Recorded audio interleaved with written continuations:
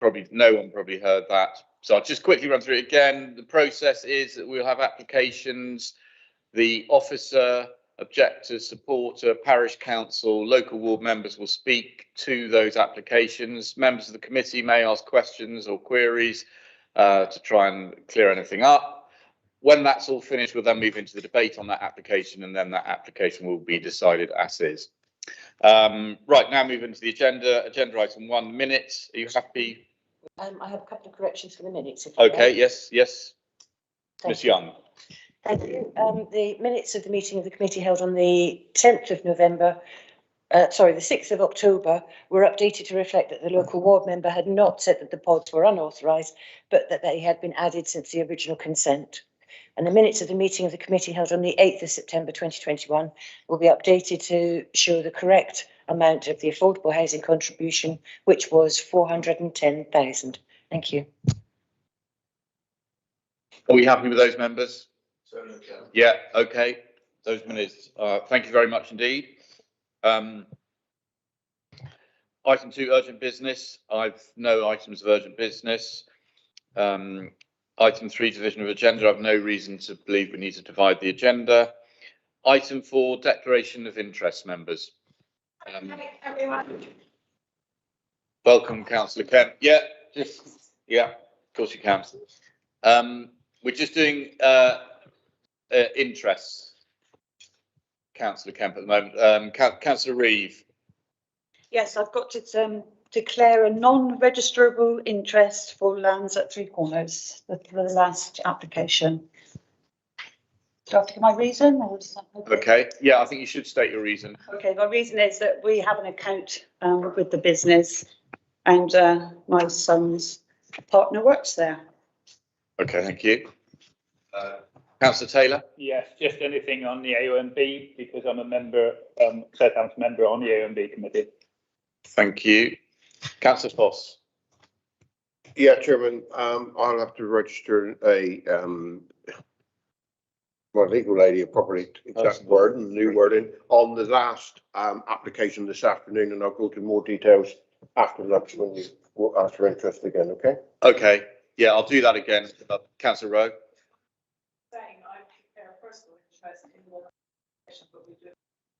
Okay, indeed. Right. So when you do that, members, if you could, you have to declare what your interest is and whether it's a personal, which means that you can stay, or a pecuniary or prejudicial, in which case you would have to leave the meeting.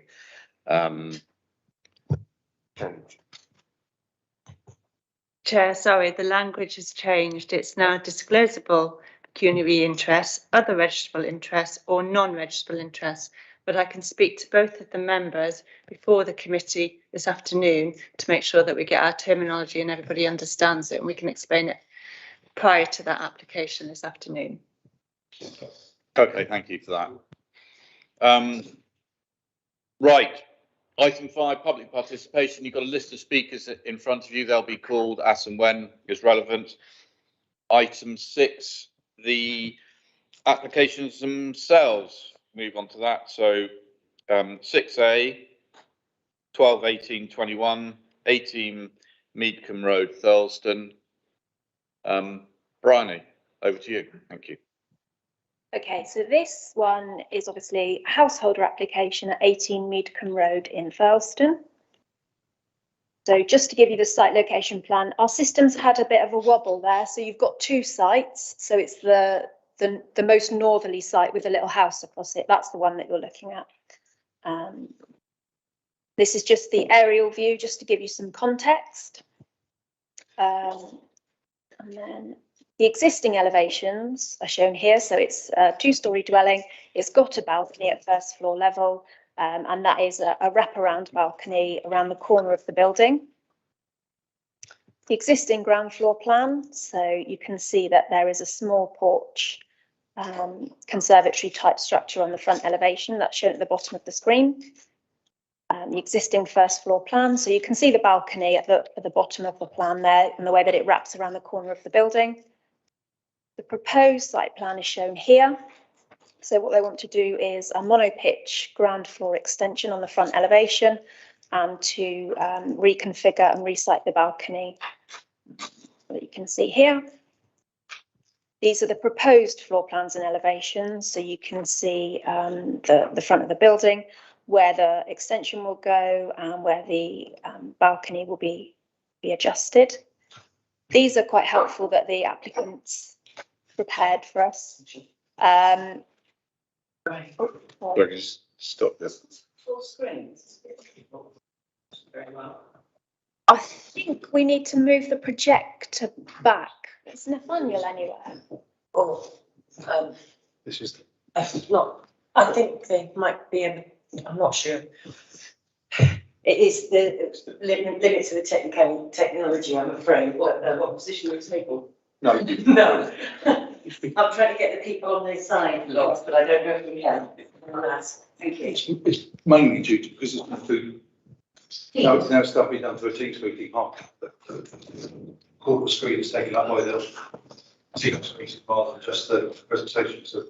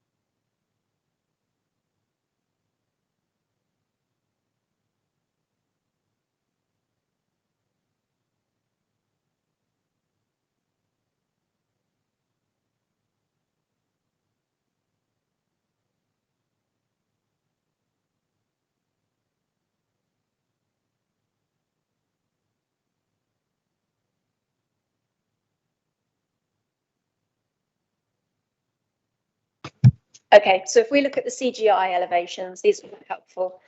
These just show a 3D model of what the new balcony will look like.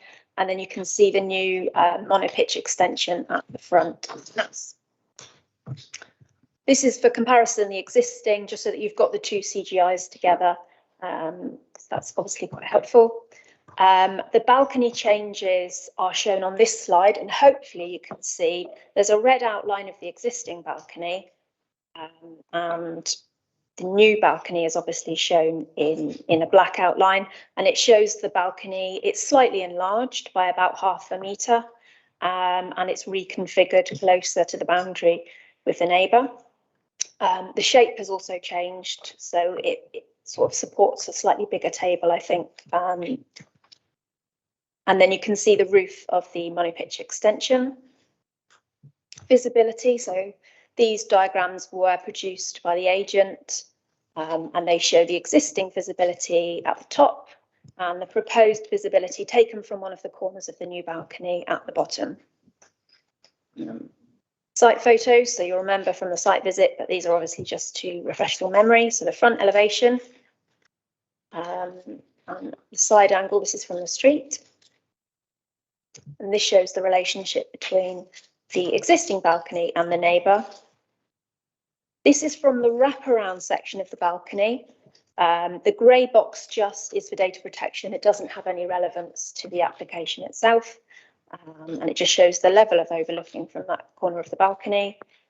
This is from the other end of the balcony. Again, the grey box is just for data protection. It has no relevance to the application. And you can see that the area where the balcony is proposed to be enlarged. This is the shared boundary with the neighbour to the other side. So this is where the proposed monopitch extension will go. And the key issues, really, the principle of the ground floor extension is acceptable. There are some windows on the east elevation. We think we could address any overlooking issues by condition where the development otherwise acceptable. And we do accept that there is overlooking from the balcony at the moment. But it's the reconfiguration, so the resiting closer to the boundary. There is a slight enlargement, and it's that shape change. And we think that that just tips the balance to have a harmful impact on neighbour amenity. But we do accept it is a finely balanced decision. And the application is recommended for refusal. Thank you, Ms Hannan. Any questions, members? Councillor Pannell. Thank you. At the site visit on Monday, the applicant was asked if he would be prepared to consider obscured screen glass on the side that overlooks, to some extent, the next door property. He said he didn't want to do that. But if we were minded to approve it, could we condition that as part of the approval? I think in this case, I would want to reconsult, because the parish council did make some comments to that effect, and I think it would have a significant change to warrant reconsultation. So it would change the application. Yeah, and I think the other thing is I had already considered that through the life of the application, but because of where the house is, I think, and the shape of the balcony, I think that having wraparound screens would be unduly visually prominent. So, you know, we did already kind of have that conversation, if you like, during the application itself. And unfortunately, we weren't able to come to a resolution. Okay, thank you. Thank you. Anyone else? Councillor Long. Could the officers clarify, because you said unduly visually prominent if you have wraparound, but doesn't number 16 next door have similar obscure glazing and that wraps around as well? It has obscure glazing, but I think that is more in line with building. So, you know, again, it's finely balanced, but I think that forward projection and that horseshoe shape of the balcony is really the tipping point. You know, if it had been similar to the neighbours, we could have considered how the neighbours were treated previously and see whether that had relevance to our application. But I think it's the combination of the projection forward and the horseshoe shape together with a full 1.8 metre privacy screen would be quite unduly visually prominent. Okay, you might not agree, but that is the view of the planning officer. Mr. Wyman. Can I just remind members, that isn't in front of us? So it's really difficult to to come to a consideration of something that isn't in front of us and we haven't had the opportunity to consult either the parish or the local residents. I agree, but the officer did raise it. Right, okay. Any more members? No, in which case we will move to the speakers. And the first speaker I've got is Spy Walton. I don't know if Yes.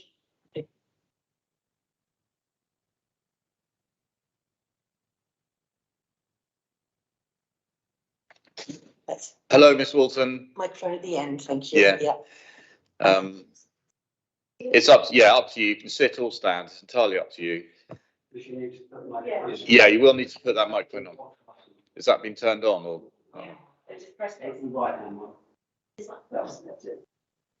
Excellent. Right. Ms. Walton, welcome. Thank you for coming in to speak to us. You've got 3 minutes. And then when you finish speaking, members of the committee may want to just sort of try and get a few, clear up any points or that. So over to you. Thank you. My name's Spy Walton, the owner of number 16 Meadcombe Road. I'm also speaking on behalf of Robin and Pat Hart, the owners of number 20 Meadcombe Road. Planning application has been recommended for refusal on the basis of the intensification of use with an increase in overlooking, noise and disturbance at height. The current balcony is rarely used and it's clearly intended to use the new one more intensively given the level of investment and improvement that's going into it. In view of the proposed length and scale, it will be both intimidating and overlooking at height. Whilst it might only be accessed from a bedroom currently, there's nothing preventing it from being turned into something else in the future. Both number 20 and number 16 have agreed and installed obscure glazing and screens in both side-facing elevations, following objections about privacy from the applicant and with full support of the local ward member. In the case of number 16, the balcony glass was obscure glazed to a height of 1.8 metres on the corner and the return. In the case of number 20, 2 side-facing windows on the upper floor, potentially overlooking number 18's front garden, was similarly obscure glazed. We've asked for the glass on the balcony to be obscure glazed to fall in line with what number 16 Meadcombe was asked to do in her planning application 55/1836/13/F in 2013. It would be wholly inconsistent and unfair if number 18 didn't have to do the same. To clarify, number 16 had an existing balcony prior to her planning application in 2013. To our knowledge, there's been no change to the planning policy regarding this since 2013. 2 further planning applications made by number 16 proposing very similar first floor developments close to number 18's back garden were dismissed on appeal. Again, this would be very unfair and inconsistent if number 18 were granted this, when this would be a similar situation to what number 18 is proposing on number 20. Officers did ask the applicant if they would retract the balcony in order to secure their support for the rest of the scheme, but the applicant declined. On the east elevation, officers discussed number 18 obscure glazing the windows, but the applicant refused. This is inconsistent to what he asked number 16 and number 20 to do privacy-wise. Under the Neighbourhood Plan TP 1.1, residential amenity, it does state that it should not have an unacceptable impact on living conditions of occupiers of neighbouring properties. The Parish Council did express concern in their letter asking that the windows on the east elevation be removed and obscure glass used on the section of extended balcony closest to number 20. The pictures that I think number 20 submitted show that number 20 has a small triangular, well-stocked and tended garden. Yeah, and they demonstrate how close it is to number 18 and how severely this area will be overlooked if the proposed application by number 18 succeeds. The rear garden to number 20 is very well used by the owners, their children and granddaughters. We do not object to the principle of what's being proposed. We only want consistency and fairness and reciprocal arrangements to those imposed by the South Hams District Council on both our properties. Thank you. Thank you very much, Ms. Walton. And any questions, members? No, very clear. Thank you.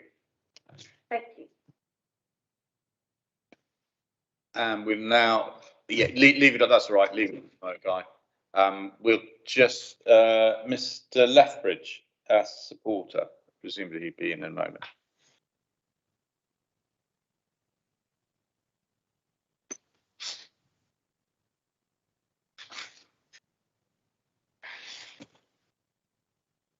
Hello, Mr. Lethbridge. Welcome. Hi. As you probably know, you've got 3 minutes to make your presentation, and then members of the committee may ask questions for clarity, if that's okay. Okay, thank you. Over to you. Press the red. Yeah, it's on already. It's on already. Okay, thank you. Good morning, Chairman. Good morning, members. It is important to clarify and carefully examine the accuracy of the information provided by the planning officer that is both in the report before you and was presented to you by the officer at the site meeting on Monday the 13th, particularly because the officer has stated a number of times that the decision to recommend refusal is finely balanced. The balcony is not extended as stated in the report. It is reconfigured. However, the balcony has an area of 22 metres squared, which is exactly the same as the existing area. The officer states in the report that the new balcony is resited to the western end of the south elevation, but in fact, the western side of the new balcony is in exactly the same position as the existing one when related to the western boundary. The officer asserts in the report that the change to the balcony will result in intensification of use. However, it should be noted that the proposed balcony will serve now only one bedroom, whereas the existing balcony serves 2 bedrooms. So the use of the balcony is in fact reduced by 50%. The officer asserts in the report that the change to the balcony will result in an increase in overlooking of the rear garden of 20. However, this statement has been made without the officer viewing the relationship from the existing balcony, despite offers to do so that have been made since July. I'm confident that my statement is correct because access to the balcony can only be gained through the house and no request has been made to access it. My drawing was first forwarded to the case officer as long ago as 7th of July, showing the difference, if any, in the relationship between the overlooking now and as proposed. And it clearly shows that any difference, if indeed there is any, is minimal due to the amended geometry of the balcony. The officer states that the change to the balcony will result in an increase in noise and disturbance at height, but this is despite access to the balcony now being available through only 1 bedroom. Reference is also made in the officer's report to objections received from the neighbour in number 16 Meadcombe Road, the property to the east, regarding the proposed installation of 2 small windows on the east wall.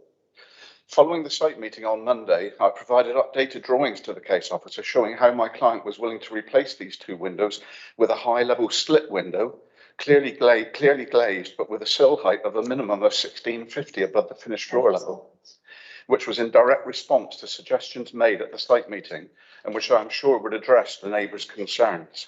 However, the officer subsequently responded saying that it was too late to make such amendments and that the application must be determined based on the original application drawings. I must stress that if councillors are minded to facilitate such an amendment, my client would be happy to accept a condition on that basis. Thank you for your time. Thank you, Mr. Lethbridge. Members, any questions? Councillor Hodgson. Thank you, Chairman. I just wanted to ask you, you've referred at least twice to the fact that you're saying that the balcony is going to have less use because it's going to be accessed by 1 bedroom rather than 2. Yes. But the point we heard from the officer was that the larger balcony is to accommodate a larger table. That's pure, sorry. So what my question is, would you accept that a larger table indicates a larger number of people using it rather than the number of bedrooms accessing it? Not necessarily. It was just it's just a diagrammatic illustration to show the balcony. No intention whatsoever that was meant to dictate the use of it. Thank you. Councillor Long. There's been some discussion about number 16 in the viewing, and there was a comment on Monday about the hedge line. Yes. Can you confirm whether that hedge is solely in the ownership of 16 or 18, or is, as was indicated, might be shared?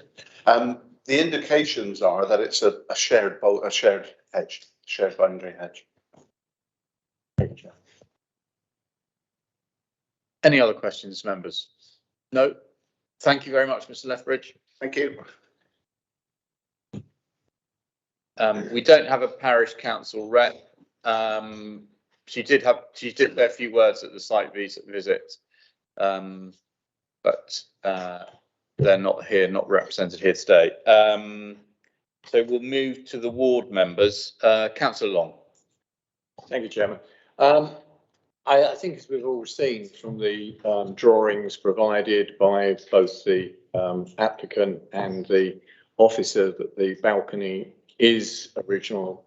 Any overlooking does currently exist. The balcony at 18 Meadcombe has been like that since the house was built. And I think people at the members at the site visit saw that properties on that side of Meadcombe were built with similar. And I think there are at least 3 properties, including the neighbour at 16, with arrangements with the balcony that wraps around at the side. I think you have to recognise that the neighbouring property at 20 has been extended and rebuilt in obviously the lifetime. So some of the changes to the garden area and the amenity area at the rear has changed while that balcony at number 18 still exists. The wraparound features, you know, a sort of a design feature of the houses, so that already exists. And it has been indicated the length of the balcony has been reduced. And now you can see from this one, you've got actually 2 bedrooms open out onto it, so the use can be greater. It has been pointed out that the surface area of the new balcony compares with the old balcony, but pulled forward slightly, but with a dogleg sort of at the corner. There are 2 points at issue here. The parish council supports the application, but has put forward some mitigating proposals to be considered by condition. And I'm surprised that the officer is sort of, there's a view of possibly putting a condition on the windows against number 16, but can't put a condition on obscuring the glazing against 20. There is potential overlooking from 2 small side windows on the side of facing 16. This could be, as has been said, controlled by a condition with obscure glazing or restricting to high-level openings only.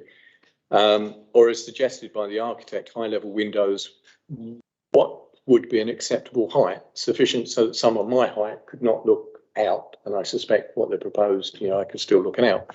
But I understand that, you know, means as a change like that would have to be re-advertised and move forward. And we are looking at what we're looking at. There is a hedge which does provide privacy, but that could be removed, or those shared, so would have to be jointly agreed, or as we saw, it could start to die back. On the glazing on number 16, conditions would solve any potential future issues.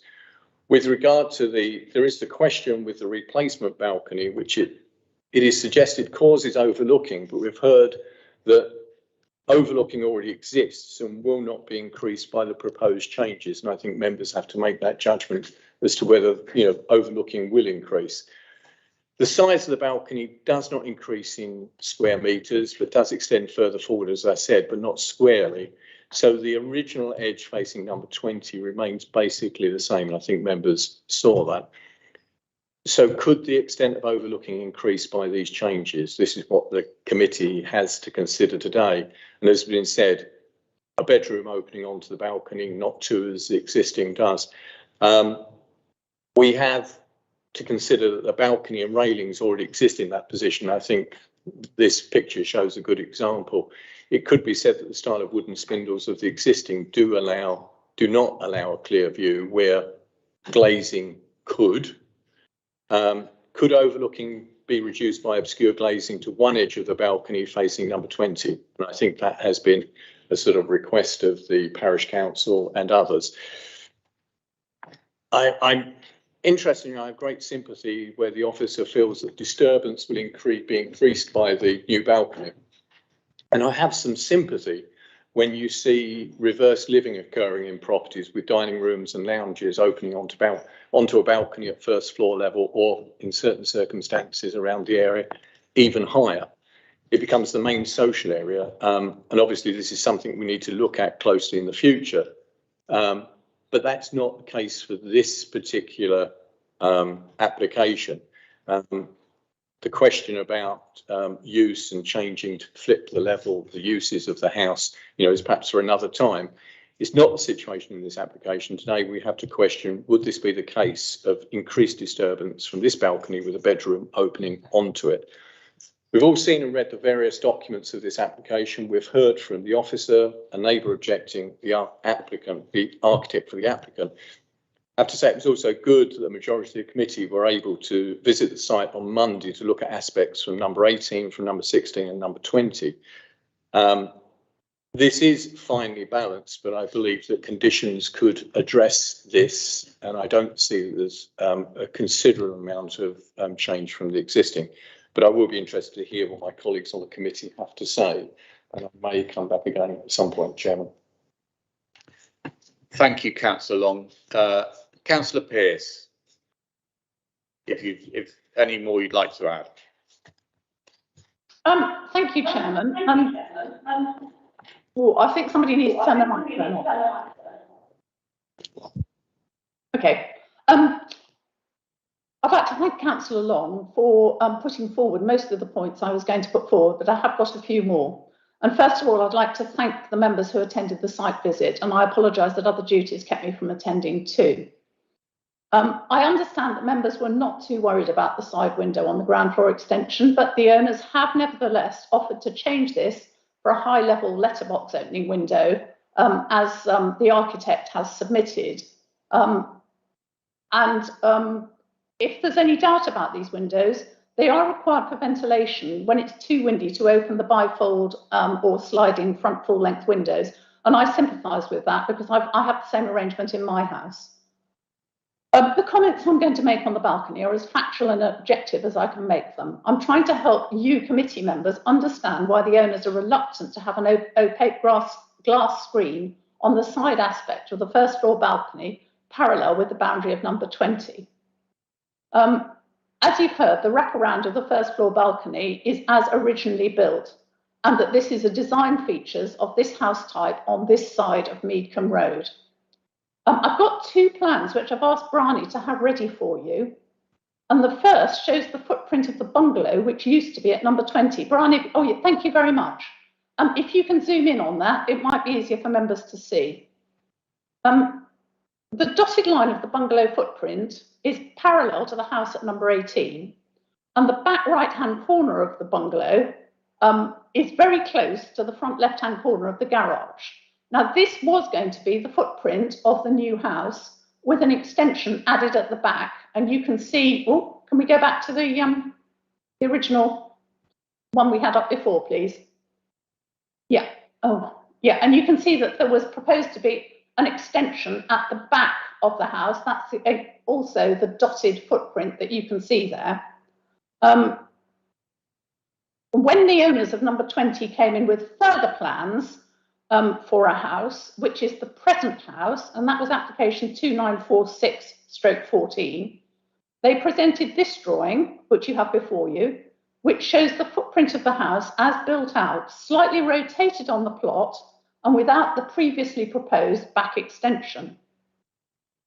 This is shown in the visibility drawing posted on the 31st of August by the architect Andrew Lethbridge, and I hope perhaps Bryony can put that up now. And you will see that both these changes, the rotation on the plot and the removal of the proposed rear extension, exacerbated any overlooking of their rear garden from number 18. As these two specific areas are now the only significant part of the rear garden which can be seen from the side balcony at number 18, as the visibility drawing shows, and I hope those of you who went up on the balcony noted when you were up there. But as I repeat, the balcony has always been there in this form, and the relationship with the back garden has always been the same. Arguably, any overlooking element will be reduced by the slight reduction in length of the part of the balcony parallel to the boundary of number 20, given that from there it makes a 45-degree turn towards the front, making it quite hard to actually look backwards into the neighbouring garden. I'm now going to appeal to you to weigh up carefully whether the owners of number 18 should have their application refused because of a relationship between their balcony and number 20's back garden, which has always existed, and from which, even when extended with a 45-degree cut-off to discourage any overlooking, there will be very little change, as people, I would have thought, will be concentrating on the stunning sea view and Bolt Tail, not the neighbour's garden. Why would they? the view over the front garden of number 20 and into the front garden of number 16 is barely changed, as this diagram shows. Bryony and the architect have given you the calculation of the new balcony area, which is almost exactly the same as the old one. It's only a change in shape. I think I agree with Councillor Long that the intensification of use is speculative, and as it only opens off one bedroom now, not a living room, instead of 2 bedrooms as before, it could even be reduced. Thank you for listening, members. Thank you, Councillor Pearce. Right, members, I'd particularly like to hear from those members that went up onto the balcony to have a look at that. Councillor Brown. Thank you, Chairman. I usually like to say how useful I found the site visit. This is a little bit different, but there we go. I did go up onto the balcony, and along with a few other members. I don't think the overlooking will change drastically, to be honest. I personally don't have much of a problem with this application, though if so would likely to be minded to support approval, which I appreciate is against the officer recommendation. But I think contrary to what both local ward members are saying, I could potentially see the benefit of making an element of the glass opaque to reduce overlooking, if that was sort of the overall will of the committee.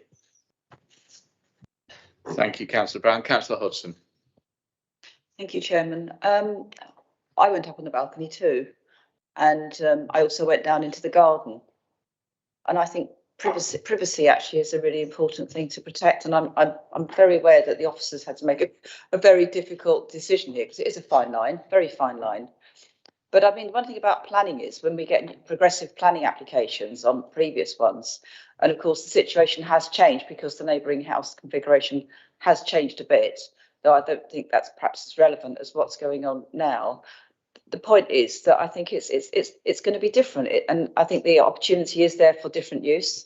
It might well be that this current owner thinks they're not going to do much more on the balcony than they already do. But the house could be sold and there could be a much bigger group. It could be, you know, open for these Airbnbs where you could have 20 people up there having a party, and it would be really disturbing. So small, you know, opportunities for change of use and the impact on neighbours could be considerably unneighbourly, because you have to think about what the opportunity is. And I just think that, you know, there's a an opportunity here to improve the overlooking or change the overlooking situation from number 18 into number 20, which I think is quite critical. And I just feel it's, you know, we either accept it and put a condition on that there's an obscure glazing on that side, which I know perhaps is, you know, a bit different because it would have to be higher, but just on that side, not necessarily wrap around, but just on that side. And it could be done, I think, in line with the building. It could be acceptable and look okay, and put some plants there or something to soften the look. Or we follow the officer's recommendation and refuse. So that's where I sit. Okay, thank you, Councillor Hodgson. I think, members, we've got to be aware here that the planning officer has said that we're to judge it as is, and that if there was to be an obscure screen that goes up, there would be brought into play other things like the visual impact, and that has not been looked at. So I think that we have to, as much as we may want to, I think our view is that the view you have to take is you either refuse or accept it as it is, or accept it as it is with no glazing, or you refuse it and say, but would make it clear that if it came back with an obscure glass, then you'd find it acceptable. But I don't think what we can't do is to approve it with a condition for an obscure glass there. So I think we just have to take that off the table. I appreciate it's not perfect, but I think that the direction we've had from the officer, that was quite clear that that was the situation.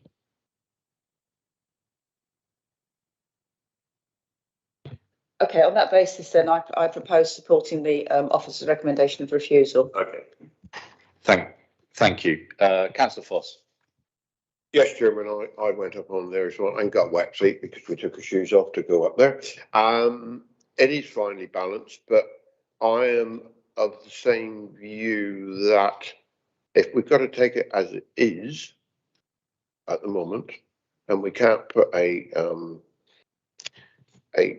condition on it, I am minded to do the same as Councillor Hodson, and I will second it. Second, so proposed and a second for refusal. Can I just ask the planning officers here? I mean, one of the aspects we're saying is that it's a bedroom.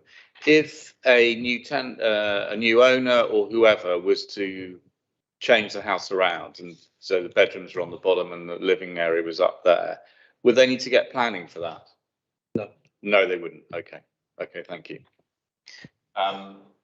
Any other members? Yeah, Councillor Kemp. I also got wet feet. And I also noticed that it wouldn't make much difference, in fact. And there's also quite a lot of other properties on the same estate that also have big wraparound balconies.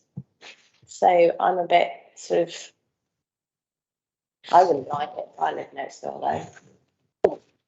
That's the point, actually. Okay. Councillor Brown. Yeah, sorry to come back and have a second bite at the cherry here. I am willing to propose approval, which I realise is against officer recommendation. I appreciated the point made by the objector that other things had been requested when neighbouring properties had made similar things, but that's not what we're here to judge today. So taking this application on its own merit, I would propose approval. Thank you. Right. Okay, members, I've got Councillor Long. Chairman, if I could come back, I just still need some clarification because there was some discussion about conditioning obscure glazing to the side windows.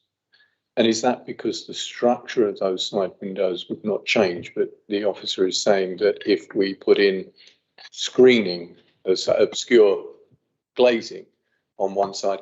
I did note that in some other areas of the road, there is normal height glazing which is obscured, which does provide some level of privacy, particularly when people are seated, where others are at sort of 1.8 metre.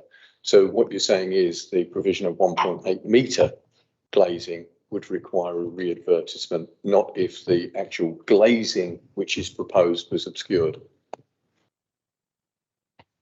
Yeah, do you want to answer that, Mr. Weimer? I think what you said is right in that I don't think there'd be any difference in terms of the impact of the dwelling on the street scene if windows, either existing or proposed, were modified and glazed. And I think if you're referring to, when you say normal height, I think it's either 1.1 or 1.2 metres high that you have to have a surround on a balcony under building regs. I can't remember if it's 1100 or 1200, but it's something like that. If it was that sort of height and you were requesting it to be obscure glazed, again, I think I'd be comfortable with that because you'd expect something of that height around the balcony. Where I'm uncomfortable is if we are saying it's okay, but you need to put a 1.8 metre high screen around part or all of it, then I'm concerned that in itself, the unintended consequences of that is you're solving, in our view, one problem, but you're potentially, I'm not saying 100%, but potentially creating another one by having a larger, taller screen that I think could in itself cause harm to the character and appearance of the street scene. I'm not saying it will. I'm not saying it won't. We just haven't had that in front of us to consider. And generally speaking, it would be what we really shouldn't be doing is putting on a condition that something must be done that in itself would normally require planning permission. So because you'd normally expect the neighbours in the parish to actually be able to comment on that. It may be that they're fine with it, but without going through that consultation process, we simply don't know. So that's my concern. So that's why I think there's a difference between obscure glazing the windows and insisting on a 1.7, 1.8 metre high screen around part of the proposed balcony. Does that clarify? Yeah, councillor Long. Chairman, can I just ask the officer, was a 1.8 metre screen sort of raised, brought up, or any point during the life of this application? Because obviously it's had a very long period. Yeah, we have had discussions with the applicant about what may or may not be an option for revision, but they didn't want to negotiate. Okay, councillor Rowe, I think, and then I'll come to you, councillor Panel. Thank you, Chairman. I think we've got a finely balanced decision to make here, and I think it is quite difficult. I mean, I'm sat here thinking, really, it's not easy decision. I know that's why the applications come before us, because they're difficult decisions to make, and I think this one is particularly difficult. We went on site.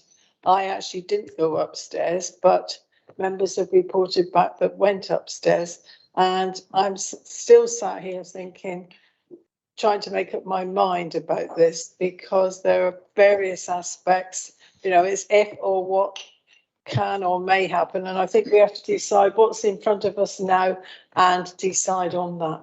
Thank you, Chairman. Thank you, councillor Rowe. Councillor Panel. From what Mr. Weimer said, he drew the distinction between glazing to the height that is proposed for the balcony as opposed to a higher screen. Would a condition that the side should be screened to that height, to the balcony height, without the additional height, would that be acceptable as a condition of approval?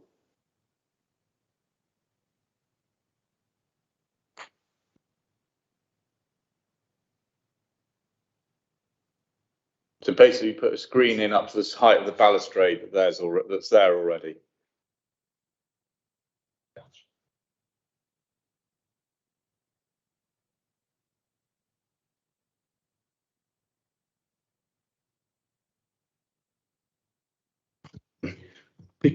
Because can you just go to the plans that show what the balustrading is on the proposed balcony? Anyway. Yeah, I'll just. You zoom in on it. Yeah. It's a very good place of it. Looking down along it. I can't see that. There's a photo that you've got. Yes. Yeah, Down as is. Yeah. So what's being proposed at the moment is, by the looks of it, it's a clear glazed balustrade. If members felt that clear glazed balustrade needed to be obscure glazed, then I believe that could be a condition, because the plans already show that 1.1 or 1.2 metre high glazed balustrade there. So all we're talking about is going from clear glass to unclear glass, obscure glass, the word wouldn't help. So yes, I believe that could be a condition. My concern is when that height is going up. Thank you for that clarification. Councillor Panel. Well, I would support approval then, subject to that condition. Okay, right. So what I've got, members, is I've got a recommendation. I've got a proposal for refusal, which has been seconded as per the officer recommendations. I'll take a vote on that first. If that passes, then we'll move on. If it falls, before we move to the vote on for approval, I will ask for conditions, and I'm assuming that those will be clouded glass to the height that is shown on the plans there, and also obscured glass in the two windows on the eastern end facing number 16, up to a height of 1.8 metre, I think it was. Yeah. But anyway, that may be totally hypothetical. So first we'll have a vote. Those in favour of refusal, please show.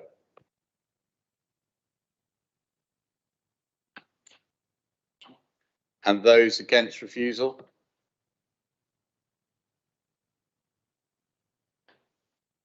Eight. Right. Abstain, I think. Any abstentions? Thank you. Thank you, Ms. Young. Right, members, have you got all those? Yeah, okay with that. Right, members, we're moving to, we've now been proposed proposed for approval by councillor Brown, seconded by councillor Pannell. Was that correct? Yeah. Subject to those two conditions, that there's obscure glass up to the height as shown on the plan on the western side facing number 20, and obscure glass on the eastern side up to a height of 1.8 in the windows as in the plan. Can I just say on that as well, is that I know that the applicant has now put in a slightly revised scheme to that. We can't do that. Okay, but I mean my feeling is there isn't, it's not, it's 6 of one, half a dozen of the other there, so we wouldn't really be. But anyway, okay, so those, are you happy with those two conditions? Happy to accept those conditions, Chair. And councillor Pannell, yeah? Yeah, okay, right, so Mr. Wyman.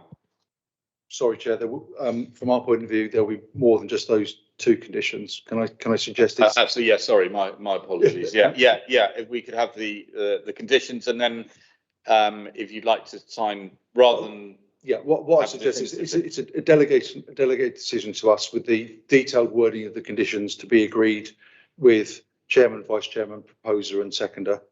I think it's going to be the standard ones. Time limit, they've got to start with within 3 years in accordance with the approved plans.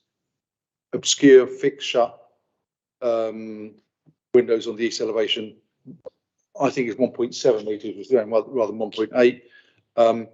In accordance with the surface in accordance with surface water drainage, in accordance with ecology, and that the glazing shown on the balcony balustrade shall be obscure glaze, but the absolute details to be agreed with members on a delegated basis. Yeah, happy with that, councillor Long. Just to clarify, I had assumed that the windows on the side faces 16, the way they're shown, had high level openers. You're saying fixed shut. So it's fixed shut up to a height of 1.7, and above that they've got high level openers and clear glass, so they'll get their ventilation. Okay, I think that clarifies that. Right. Have we voted on that? No. Oh, yeah. No. Okay. Right, members. So those for approval, which is against officer recommendation, please show.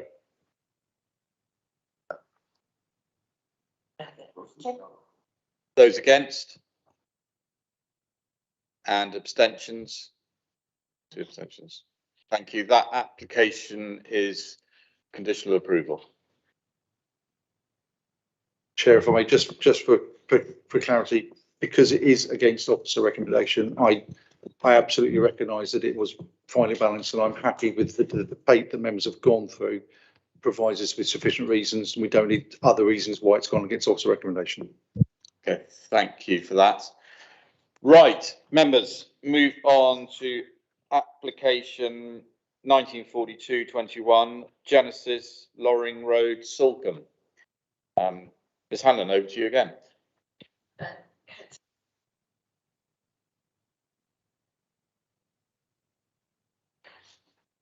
If you'd like to read out the results of that vote then. You don't need to go through names, no, but just say the numbers. Yes. The vote for refusal was lost, 8 against, 3 for refusal and 1 abstain. The approval was 10 for, none against and 2 abstaining. Thank you, Ms. Young. Ms. Hanlon, over to you. Okay, so we are now in Salcombe at a household in Loring Road. So you can see the application site here outlined in red, so you can see the density and the orientation of the houses. The land slopes down from west to east. Okay, and then this just shows you the aerial footage. The existing elevations, so it's a detached property. There's a small extension on the front facing the street scene and a single-storey rear conservatory overlooking the garden. And the existing floor plan, so it's a conventional layout with your living space on the ground floor and bedrooms on the top floor. There's also a single-storey garage. Now, the proposed site plan here shows that the single-storey garage will be demolished. The front extension will be demolished and that area will be used as a parking space.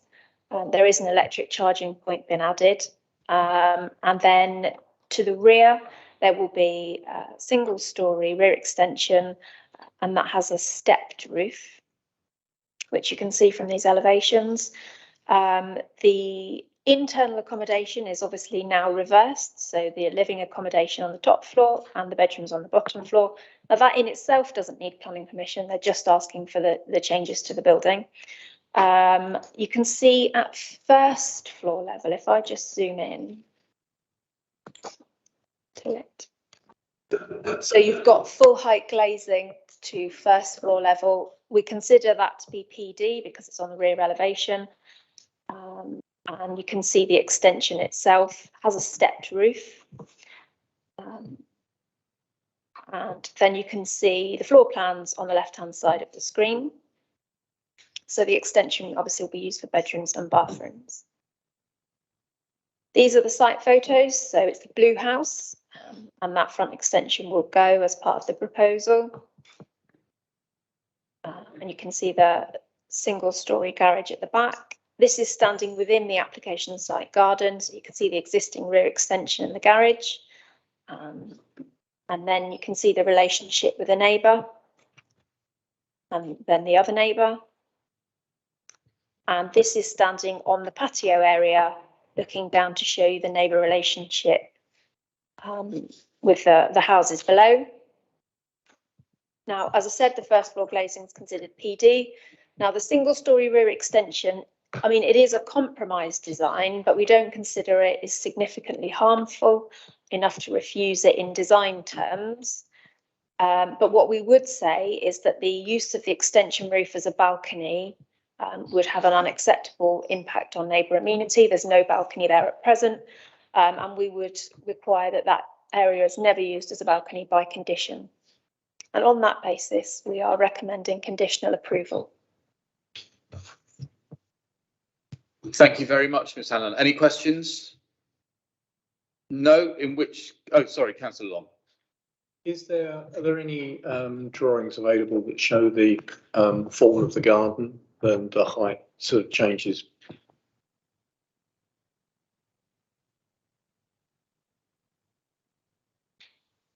I don't think the applicant provided a full section of the complete garden because the development was concerned with the area closest to the house. Okay. Councillor Foss. Yeah, thank you, Chairman. There is one thing that concerns me. I don't know if it comes under our remit or not, but it was noticed there was a telephone pole where it's indicated they're going to park cars. It's going to be very difficult to get a car in there with that in place. Is that something that we cover, or is that something that they have to negotiate afterwards?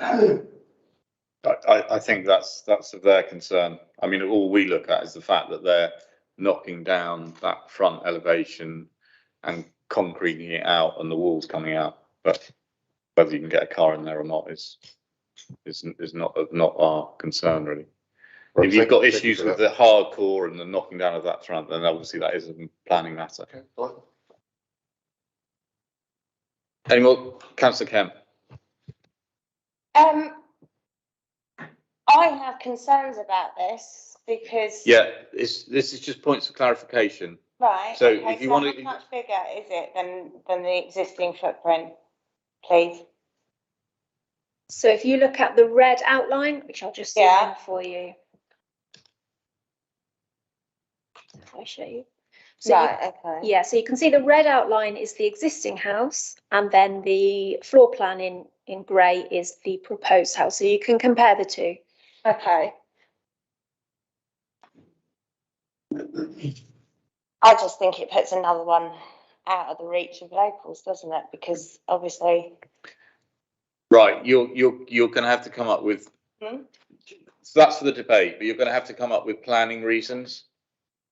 Because unfortunately, that is not a part of our joint local plan. However much you'd like it to be there, it's not. But something we might look at when we're reviewing it.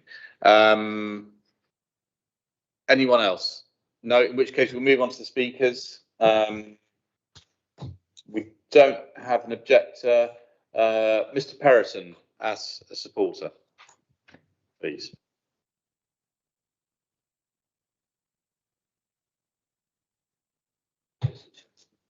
Yes.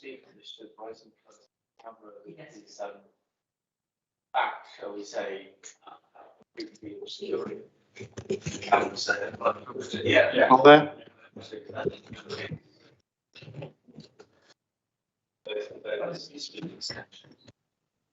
Or is it perhaps better, because that might be a bit close to councillor Reeve, because if we offer her to sit down maybe on there. Yeah. Oh, sit there? Yeah. Okay, back. That'd be lovely. Sit there.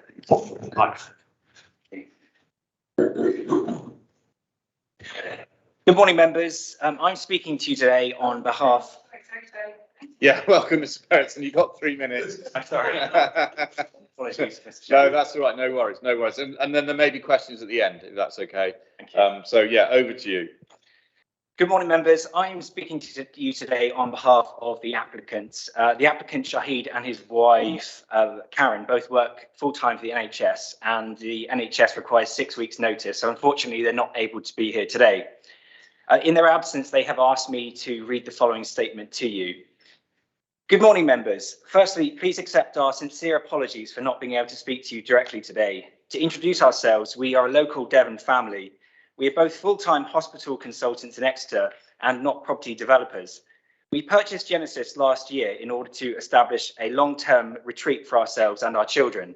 We have teenage children who love Salcombe and all it has to offer, as do we. Please don't let this proposal be portrayed as some big project. It is a very modest single-storey rear extension and refurbishment, simply updating a lovely but tired house and turning it into the family home we so desire. The proposed refurbishment would provide a significant enhancement, especially to the wider street scene. The proposed rear extension is very modest and extends barely beyond what permitted development rights would allow. The extension would be largely screened from the neighbours by the existing boundary fences and walls. In order to address concerns raised, we have no wish to cause any loss of amenity to our neighbours. The design has been drawn up and modified over 12 months of careful consultation with the local authority. The approval of officers has not been given lightly. On advice of officers, we have made many changes to the original plans. In good faith, we paid and put the proposal through a pre-application inquiry, which led to site visits and verbal support for a larger extension. However, we still agreed to reduce the extension yet again to be sympathetic to our neighbours. The vast majority of objections have originated from one neighbour who already has reasonable rear extensions to their property. The proposed does not include any outdoor balcony space, and we will be utilising the existing rear garden. The new green sedum roof to the extension will allow for a green outlook from the first floor and benefit biodiversity. We have no desire to look into the homes of our neighbours in the street below. All screening trees to the east will remain as they are, and the enlarged rear windows to be modified under permitted development only afford us the view we already have. With regards to parking, the house remains a modest single-family home, gaining only a study/small single bedroom to the existing.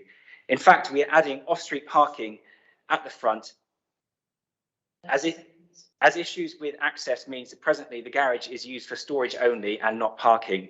We are also seeking to add an electric car charging point. Logic should inform that parking and turning at the front of the house is far safer than reversing, often backwards, all the way up from the rear garden past the neighbour's front door and garage, garden.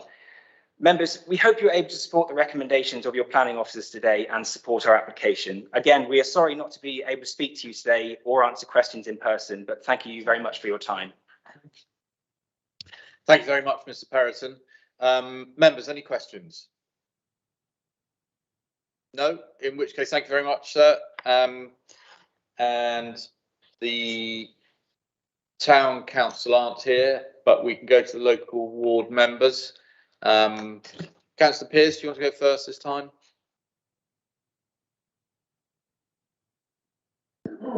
Thank you, Chairman. Yes, I'm happy to, if that's all right with you.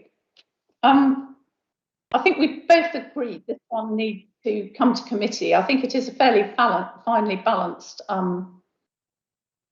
question, but I am very unhappy about the large area of blank wall on the rear extension.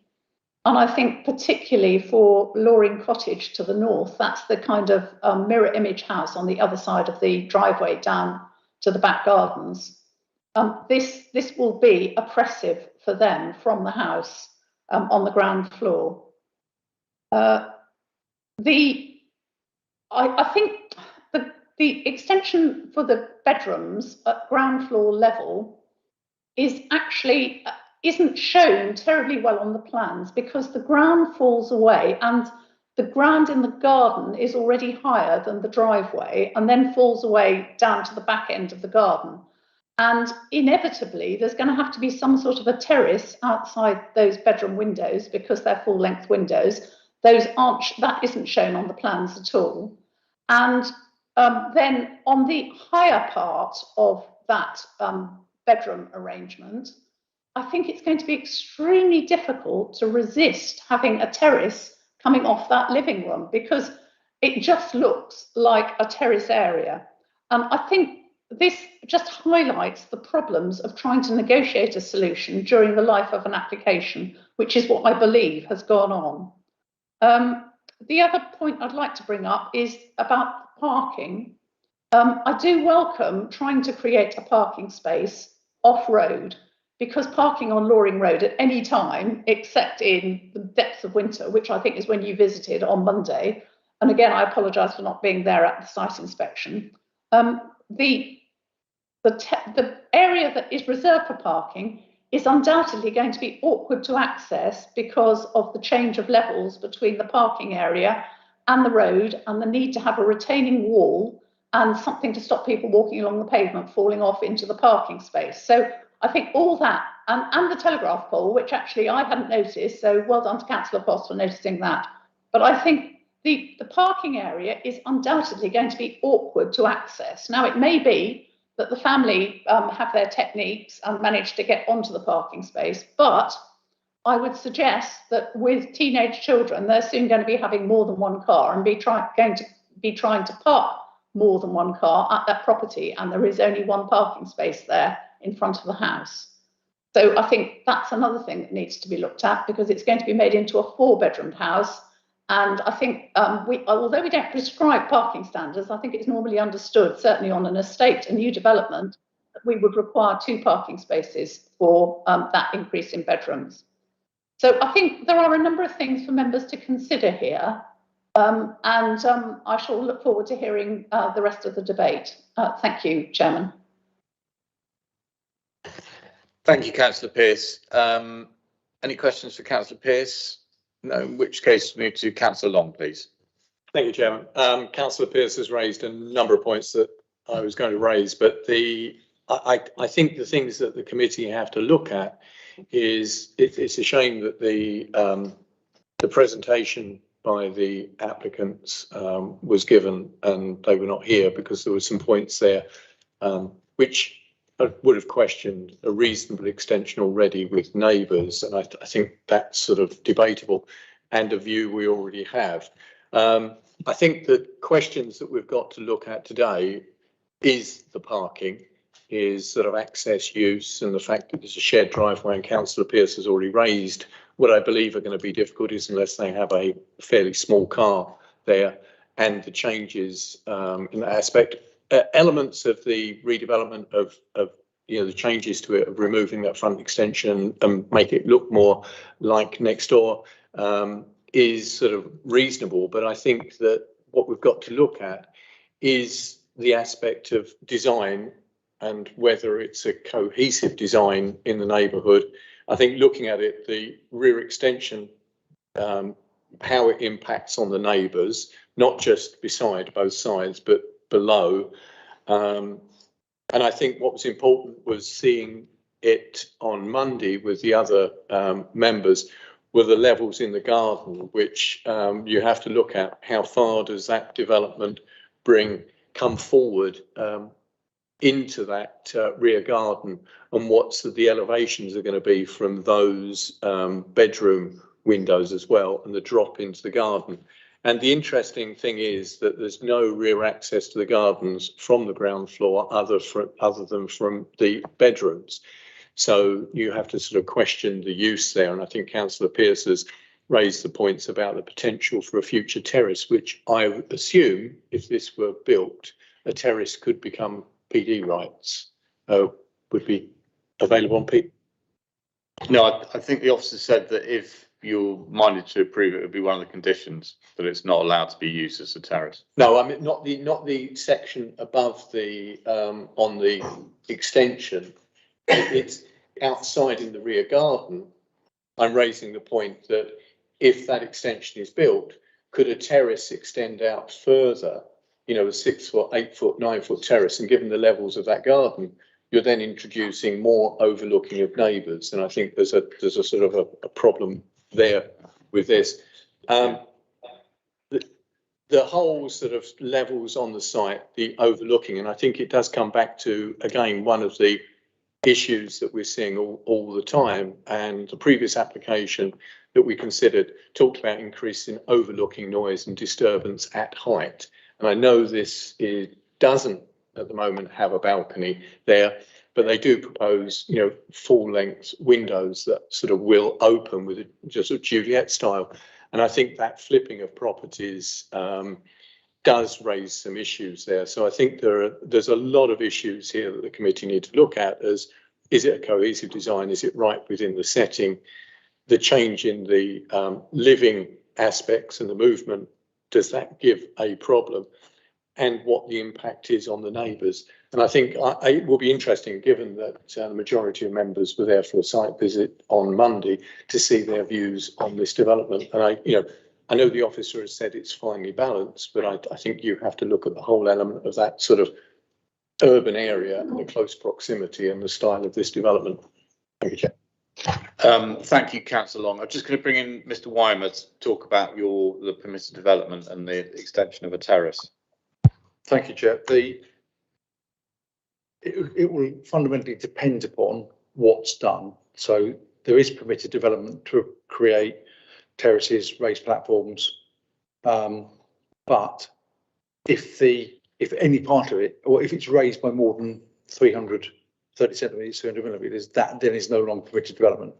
So it depends on how high off the ground any platform or terrace would be. From the back, if the extension was approved, so from the back of that extension going out, or is it from the original levels? It will be based on where the terrace itself is constructed. So you've got permitted development rights to construct a terrace, balcony, or raised platform, provided that itself isn't above the ground by more than 300 mil. So it doesn't matter where the original was, where it's what is once the extension's been built and completed. If they then extend it with a terrace, if that's more than 30 mil off the ground, then it would need planning permission.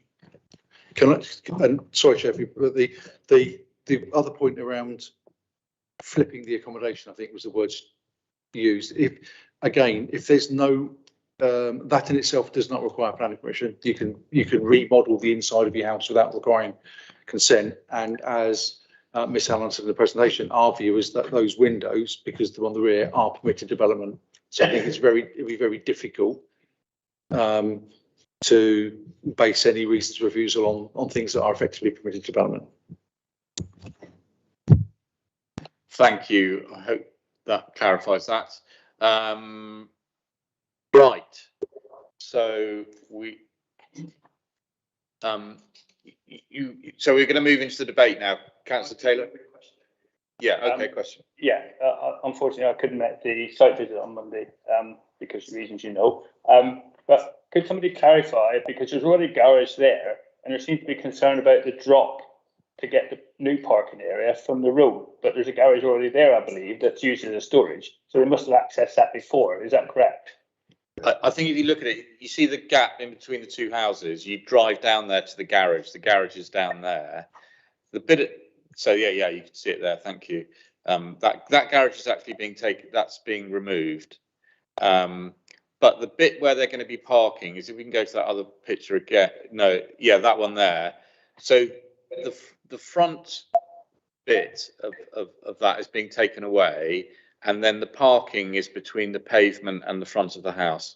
And the telegraph pole that Councillor Foss raised, you can see that right in the middle. And so it means that it's not just an open space, but they would have to be. My understanding is that they can apply to county for a drop curve in order to go up the curb, or not go up the curve, but to go up and then onto where that parking would be. Councillor Panel. I think the plan as submitted shows cars coming out sideways. Yeah, they're on the left-hand side, coming out round the wall. Whether that's feasible or not, I don't know, but that's what the plan shows, and presumably that means that the telegraph pole does not obstruct it.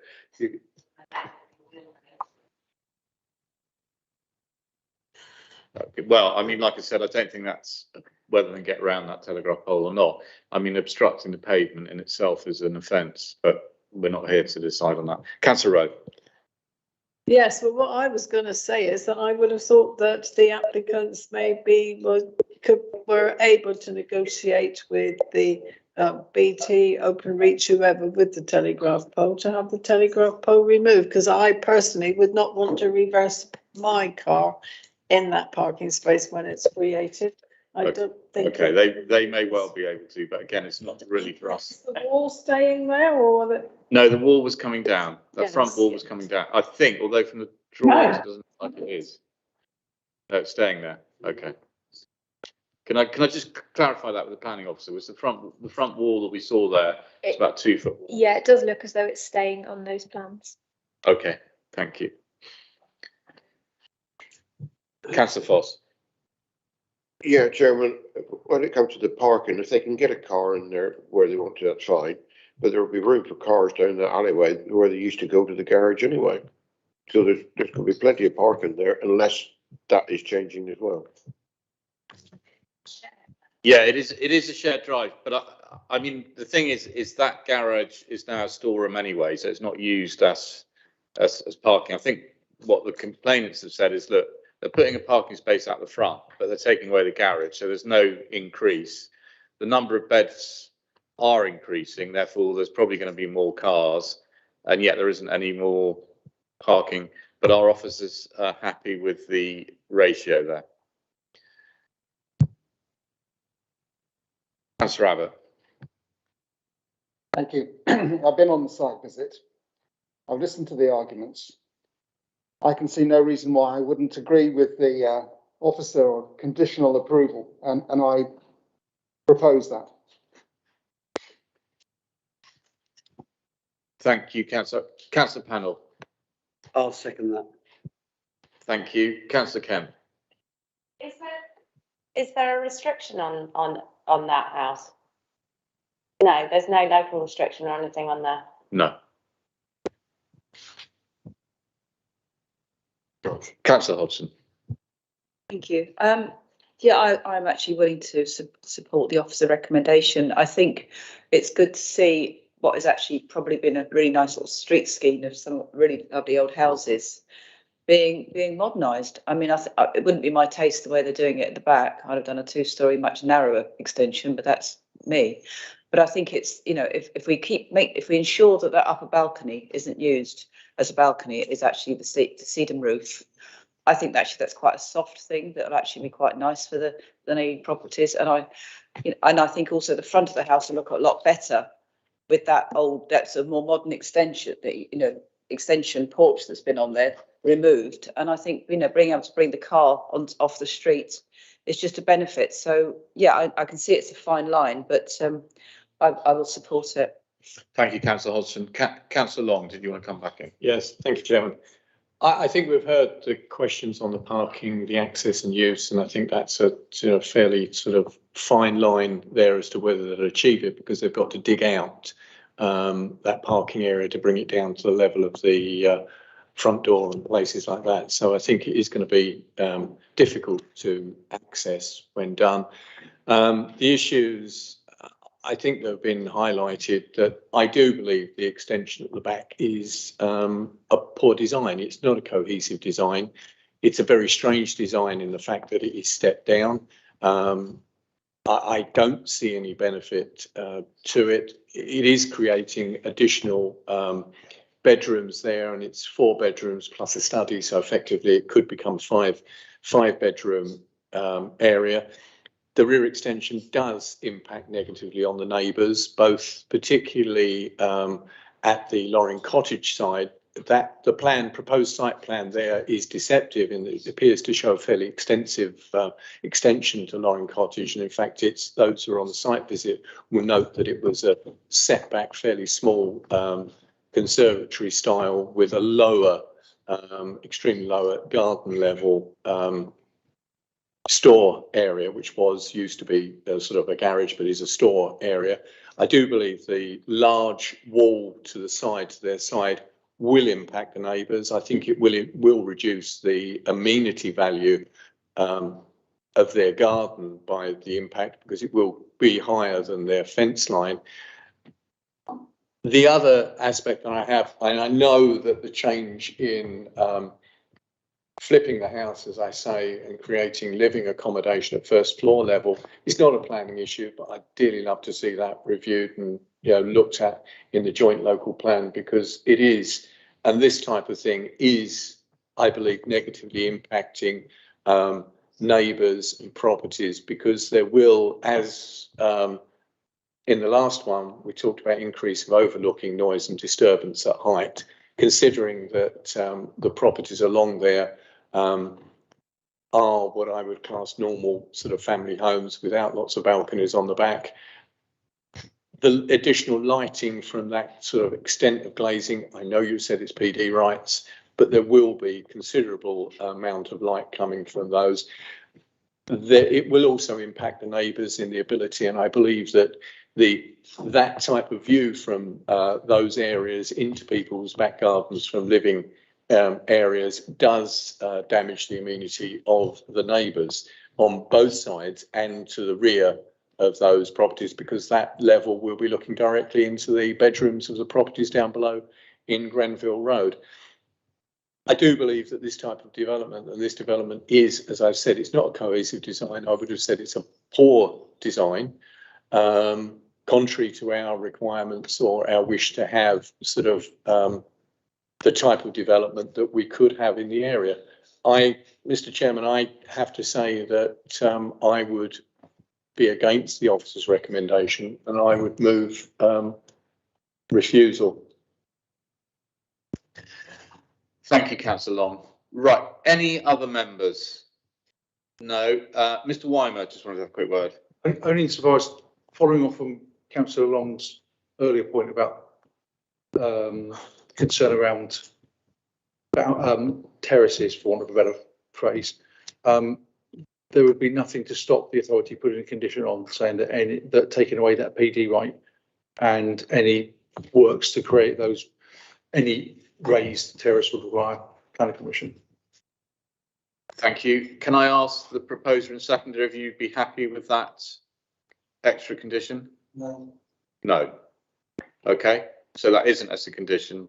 So they would, but I mean, Sorry, Councillor Pringle. I want to second Councillor Long's refusal. Oh, for a few. Thank you. Thanks you, Councillor Pringle. Right, Councillor Hodgson. Thank you. Yeah, just one thing we did look at quite a lot in the garden was there's quite a lot of mature trees that actually do give quite a lot of benefit to the people on the other side from the bottom of the garden. Could it be a condition that those are retained?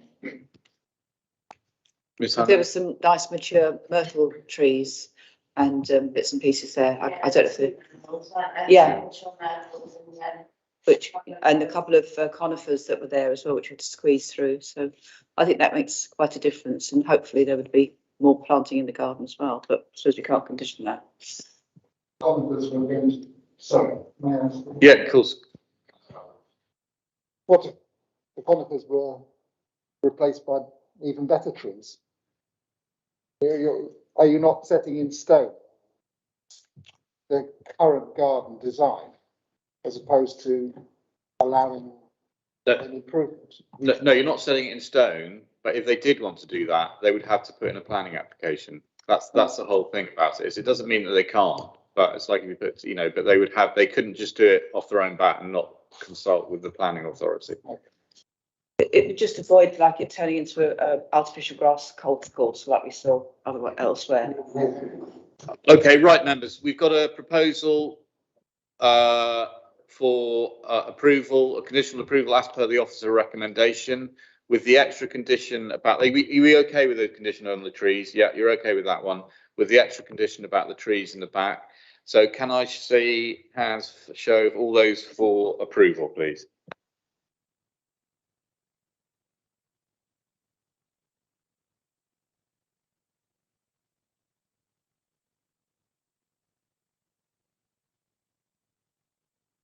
Sorry, those against?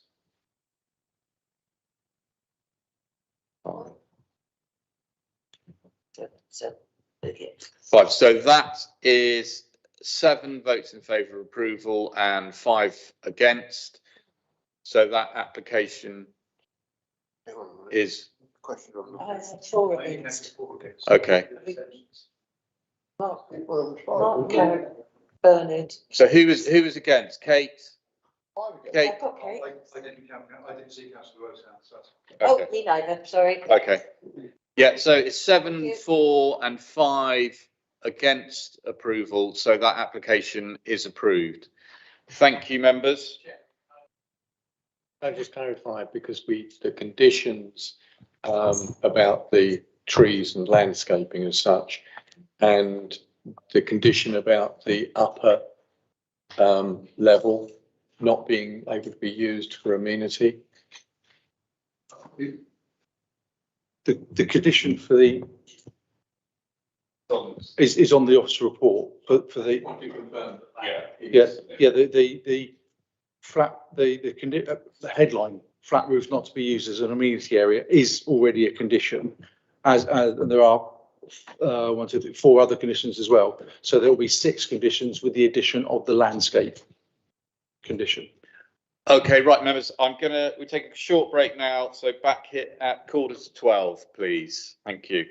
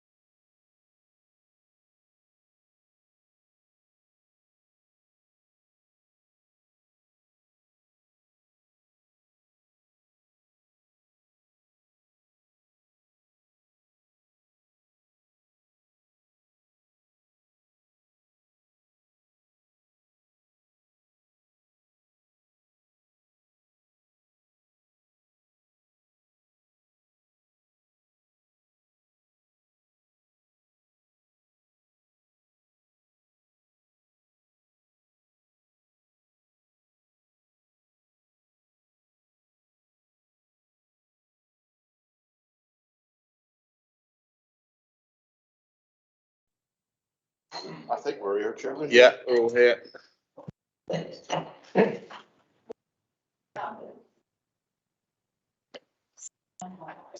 Right, I think we can start streaming again. Yes, back streaming. We are back streaming. Okay, lovely. Welcome back, everyone. Thank you very much for getting here promptly. We'll now move on to application number 0921. That's Lynn Hay Close, Kingsbridge. Ms. Hanlon, over to you again. Okay, so this is another householder that's in Kingsbridge, and this is just to show you the site location plan and then the aerial view. So this is the existing site plan, and it just shows you the footprint of the house and that there is an existing patio area. That's the square that you can see on the left-hand side of the plans. The existing floor plans and elevations, so you've got one sort of living level at street view, and because of the change in levels across the site, there's some accommodation kind of under the house, if that makes sense.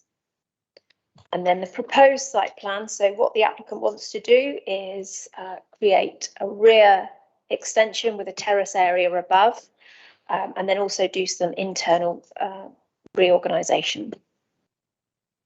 These are the proposed elevations. So from the front, you can't see too much of a change, but it's the rear garden that has caused some objection.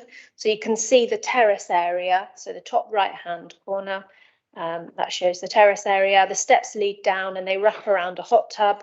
And then you've got the ground floor extension to the rear there. These are just the plans in more detail, just to show you at lower ground floor, that extension houses a sort of garden storeroom and obviously the hot tub. And then at ground floor level, you have got the extended terrace. So I think the key point to note is that this was previously, before the committee, you did your site visit and the application was recommended for approval. And I think there were some changes that the applicant had wanted to make following discussions with neighbours. And the main change is obviously the retraction of the terrace. So you can see that it's got that corner cut off next to the hot tub. That's the main change, to try and reduce some of the overlooking to the neighbour. And then these are the site photos. So the application site's just behind that street light. This is the existing rear garden, so you can see the patio and the relationship with some of the neighbours. This is from the neighbour on the upper side of the site, so that just shows you the level of overlooking from the neighbour's property. And then this is on the lower side of the site, so this is on the neighbour's balcony, so that shows the existing level of overlooking. And then this is kind of further back into the neighbour's garden, and this shows the overlooking again. Now, again, we've got grey boxes, that's data protection, that has no relevance to the application whatsoever. Since the agenda was published, we've received a further 9 letters of objection. They all cite privacy concerns. And officers do acknowledge that, again, I mean, I know you've said this all morning, but it is very finely balanced. But due to the existing site conditions, we accept that there's a high degree of mutual overlooking, and that while there will be some overlooking from this proposal, it isn't so harmful when considered on its own that we could justify a refusal. And so we have recommended conditional approval, and just for transparency, we should make it clear that the applicant does work for Southampton.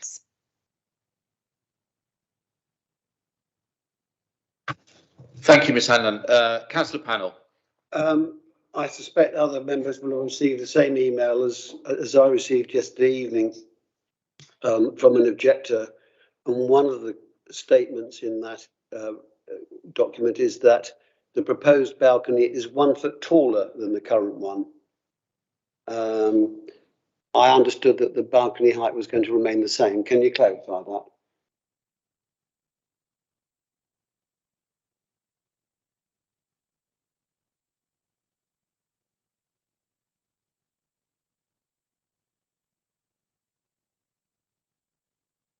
So if we look at the proposed, so according to the applicant's plans, they've got the floor level as 52 metres.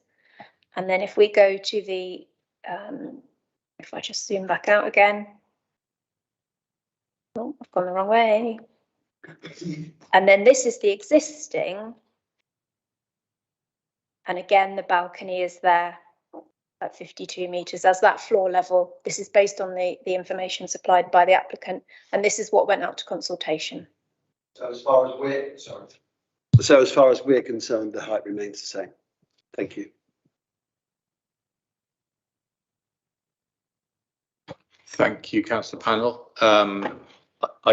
Just for a point of clarification, I think that when we come to decision making, that we want that belt and braces.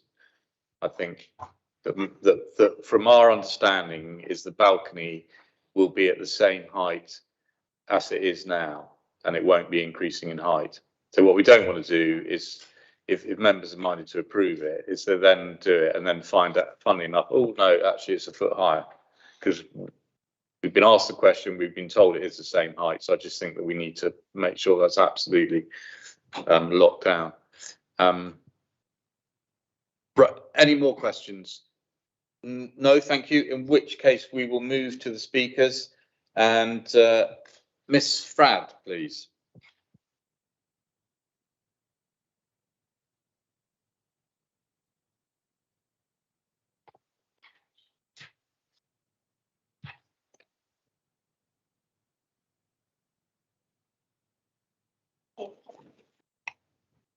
Hello, Ms. Fradd, welcome. Good to see you, and good to see you at the site visit there on Monday. You've got 3 minutes. When you finish those 3 minutes, members of the committee may want to ask questions for clarification. And also, if 30 seconds before the end time, then Ms. Young might say 30 seconds, but that's just warning you that you know how long you've got left. Yeah. Okay, so. Sorry, before you begin, am I right that you've got some slides to be shown? I sent them through on Monday. So you can't show anything else other than the slides, if that's okay. Am I allowed to just correct the previous statement before I start? Because there is a 1 foot higher on the plans. And okay, well, I think the thing is on that is that we've been told categorically from that question that it's not 1 foot higher. Now, I appreciate that you say that it is, but it's literally on the plans. Yeah, sorry. It's 1 foot higher from ground, but it matches into the height of the existing balcony. No, it matches into the height of the existing floor level, which is higher than the balcony. You look on the datum points. Okay, well, I think technical issue. It's more than a technical issue. It's a very, very important issue. I think that my understanding is that it's the same height as the balcony as it is at the moment. You're saying from the plans that isn't the case. We need to be absolutely sure. Okay, we're going to look at the plans now, but thank you for bringing that up. It is a crucial point, and thank you for bringing that up. And councillor Panel. Okay. Yeah, no, whatever you're happy with, it doesn't really matter. Whatever you're happy with there. But no, thank you. And obviously, the councillor Panel, I don't know if you heard, and they've brought up that specific point. So officers are going to be checking that now, and then we will hear what they've got to say when that comes back. But anyway, and indeed, well, we're not. Okay, right. Anyway, over to you now. The proposed terrace is unacceptable. It's a massive increase in size and in height, and it's going to cause intensified use as a social party space, with a significant increase in overlooking noise and disturbance at height, which will have a hugely harmful impact on their neighbours' amenity and direct contravention to Dev 1. The pictures on the slides, next one please, give a really clear visual on just how overbearing this is, including into the currently private area of my garden and into my daughter's bedrooms and straight into the flat, so number 5. Note that the proposal is a foot higher than the current balcony. You can see on the datum points on the plan, and the proposal is shown as the red line there. It's fully clear glazed in all directions. There's no adjustment for privacy at all, including by our bedroom window, and it's going to have a massive, severely detrimental impact to our rightful enjoyment of every area of our garden and our rear bedrooms. We'll get noise and light pollution at night, and there's no visible screening whatsoever between us and that raised area. The officer's report dated the 7th was written before the site visit and doesn't capture the true impact on us at all, which is much worse than previously suggested in the report. The pictures here are of my husband standing at the proposed height and projection of the balcony. You can see the applicant's head just below that level, at ground level on the existing patio. Now imagine how intimidating that would be with 6 or more people standing up there in this social space while we're trying to have our peaceful dinner on our patio. It's on the current balcony, we have nowhere near that level of impact because it's got a narrow projection and the blockwork shields us at this end, and you can't have that many people up there. The next picture, please, shows the view from my daughter's bedroom, where she likes to sit or sunbathe in privacy, and you can see that this whole space would now be massively overlooked. You can see up on the picture. She literally would not feel comfortable using that area with people on the terrace. The applicant's garden is more than large enough to accommodate a garden room and a large patio without this huge elevation. And we've tried to negotiate to get the applicants to compromise by moving it north and dropping it down. But the only priority seems to be this excessively elevated view. The application is for a luxury of an improved view, but our fundamental basic right to privacy and amenity is the only material consideration here in planning law. And for this reason, you really need to refuse it because it's in direct contravention to Dev 1. Thank you very much, Ms Fradd. Members, any questions? Councillor Rowe. Yes, Chairman. Could I ask you, I believe you live at number 14, is Yes, that correct? right. Thank you. Any more questions? No? In which case, thank you very much. Just before you go, you may want to listen to Mr Weimer, who's Head of Planning. Yeah. I've got the right, apologies, members, I've got the correct plan up. I'm just getting the measurements right, and I think it'd be appropriate for the objector to be in here when I make the. Okay, so how long are we talking about? Just a minute. Okay, yeah. So we just hang on a sec while Mr Weimer confirms what the heights are.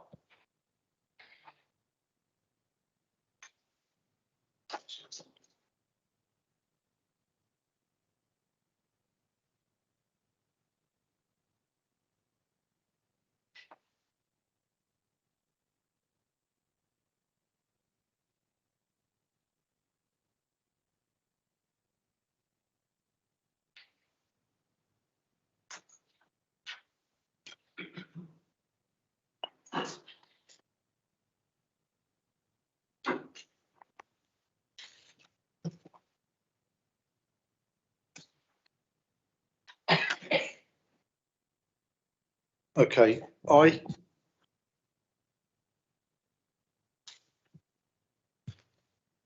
the current floor level is, and it's obviously a nominal level, is 52.030, and the proposed floor level stays the same. The proposed balcony level is that level, 52.030. The current balcony level is approximately 280 millimeters, which is nigh on a foot, to be honest.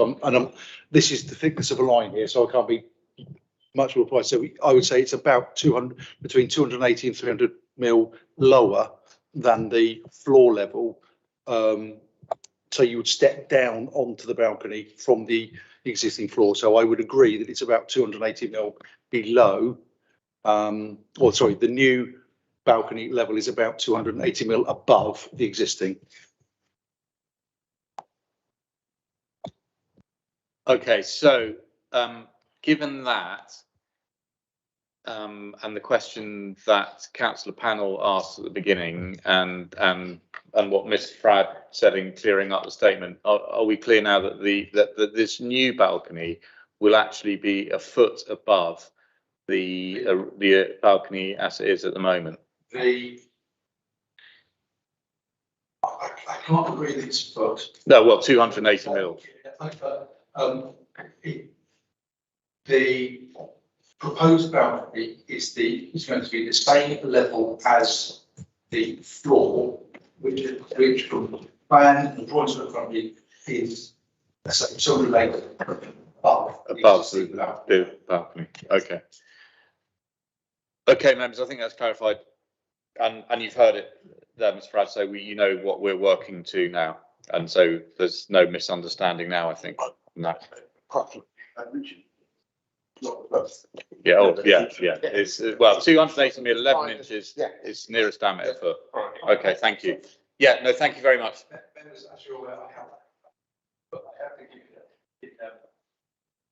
I think I can think in those as well, but there are those that I remember one well-known. Yeah, I think the misunderstanding there is that is because it's the floor level inside the house, which is higher than the balcony outside, but this balcony has been done to the same level as the floor level inside, so it is higher. Okay, Miss White. Mrs. White has sent in a presentation to be read. You're going to read that, Miss Young? Yes. Okay, thank you.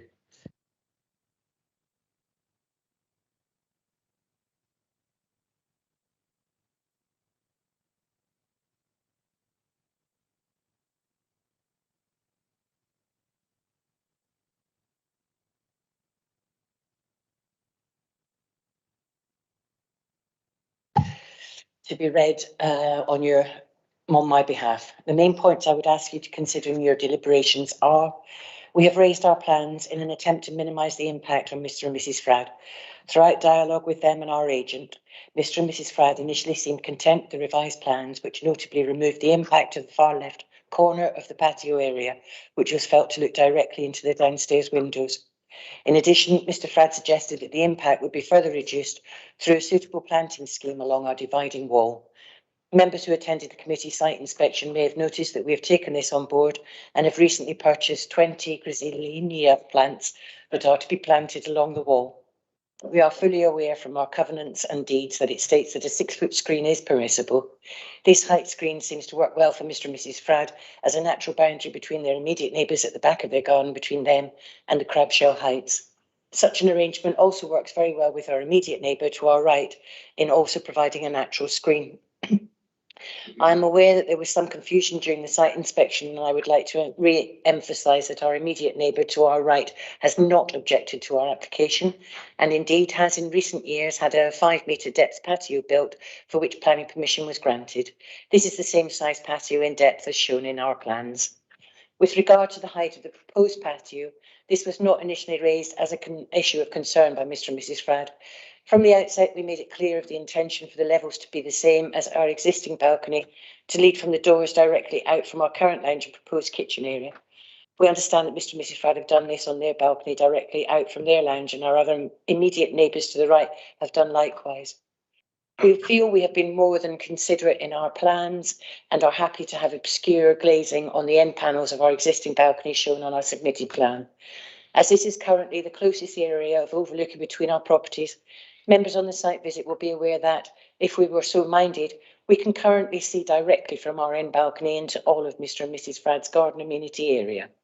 This is due to the current gradient line of the hill, as similarly Mr. and Mrs. Fradd are able to look directly into their immediate neighbours to their left. The main patio has been designed to lead out from our proposed kitchen area to be as far to the right of our property as possible. This would naturally move our main outside amenity area 7 metres away from our boundary to Fradd's property. We are a family of 6, including 4 young daughters, and our hope is to be able to enjoy quality family time in our home with the ability to sit together outside during the warmer months. If we continue with our current balcony size, we are unable to sit together around a table big enough to fit us all. And that's time, and there's just a paragraph left. With regards to the noise concerns raised, our youngest daughter is only 4 years old, and we've no interest in making excessive noise in the winter, in the evening, sorry. Okay, thank you very much, Ms. Young. Obviously, we can't ask any questions. One thing I would just picking up from that, and maybe Ms. Hannon, you can help here. They talk about obscure glass, so that was at the end of the balcony that's there already. The new balcony, is there any glass? I mean, I'm presuming there's going to be some kind of balustrading around it, because otherwise you'll fall down it. You just walk straight off it. So there's balustrading, but they haven't put any screens in because there aren't any at the moment, and that end of the balcony is. No, I know there aren't any screens there, but what I'm saying is that so the new balcony that's done, there's balustrading around it to prevent. What I'm saying is it's not open plan, is it? So you can't. No. So there is balustrading around it, yeah. but they haven't suggested obscure glass in that. No. No. Okay. Right. I'm gonna.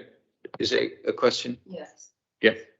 If I could just clarify, the hot tub is the same proposed at the top of the hot tub is proposed as the same height as the balcony. Is that correct, or is it lower? So the balcony is shown on the ground floor. So if I just put the plans up, so this is the lower ground floor. So the hot tub is, if you look at the screen, so the hot tub is obviously the little circle, and that's at the bottom of the steps. So you would then walk up to the terrace at the top. Right.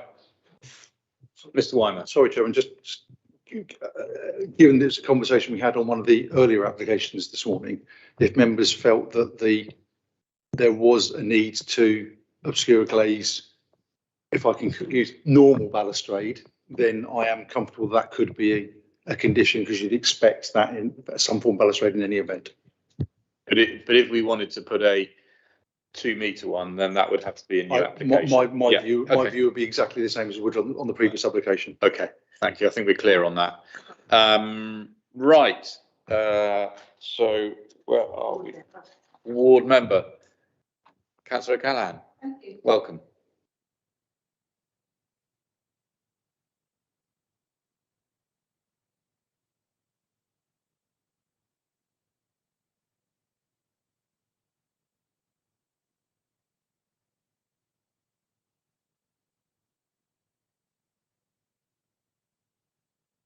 Oh, it's doing it now. Oh. Okay. Right, I think I'm going to be in glorious stereo soon. I've got both of them on. Yes, good morning. Thanks very much. Yes, as ward member, I came to the site visit and went to the applicant's home and the next door neighbours. I do have concerns about this application. I do have sympathy with the neighbour at number 14 with what she says. I went down to the lowest part of her family's garden. It is quite a bit lower than number 12. It was referred that the neighbour the other side had something similar built. However, from memory, it seems that the levels between number 10 and number 12 are much more level. With number 14, they do step down quite steeply. So there is a sense of overlooking and sort of looming over number 14, I would say, having seen it and stood there. So those would be my concerns about sort of overlooking, dominating the height. So glazed area has been mentioned. That would be something that I would have pointed up about obscurity in the glazing. Also, can height be reduced? It does project out a fair way, and you saw the slide where the people were standing.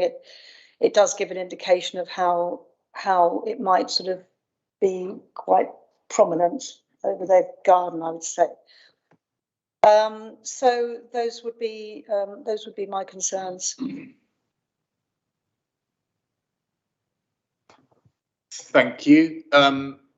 Members, any questions for Councillor O'Callaghan? No.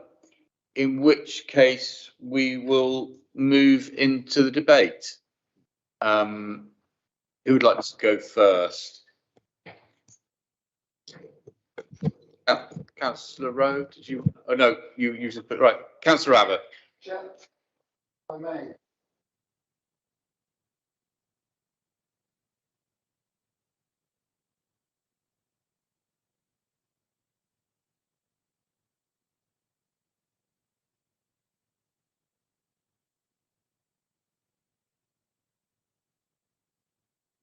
Beg your pardon. So I'm asking about the existing balcony and how it's shown on those two plans. And has the southern section of that balcony disappeared? Is it being removed? Yeah. So that no. Yeah, the one that we just got, I know what we mean. That's the lower ground floor. So that's actually your feet are on the garden. Okay. And then this is the level of the balcony. Okay. So the southern section, as you say, is still there. Real, thanks.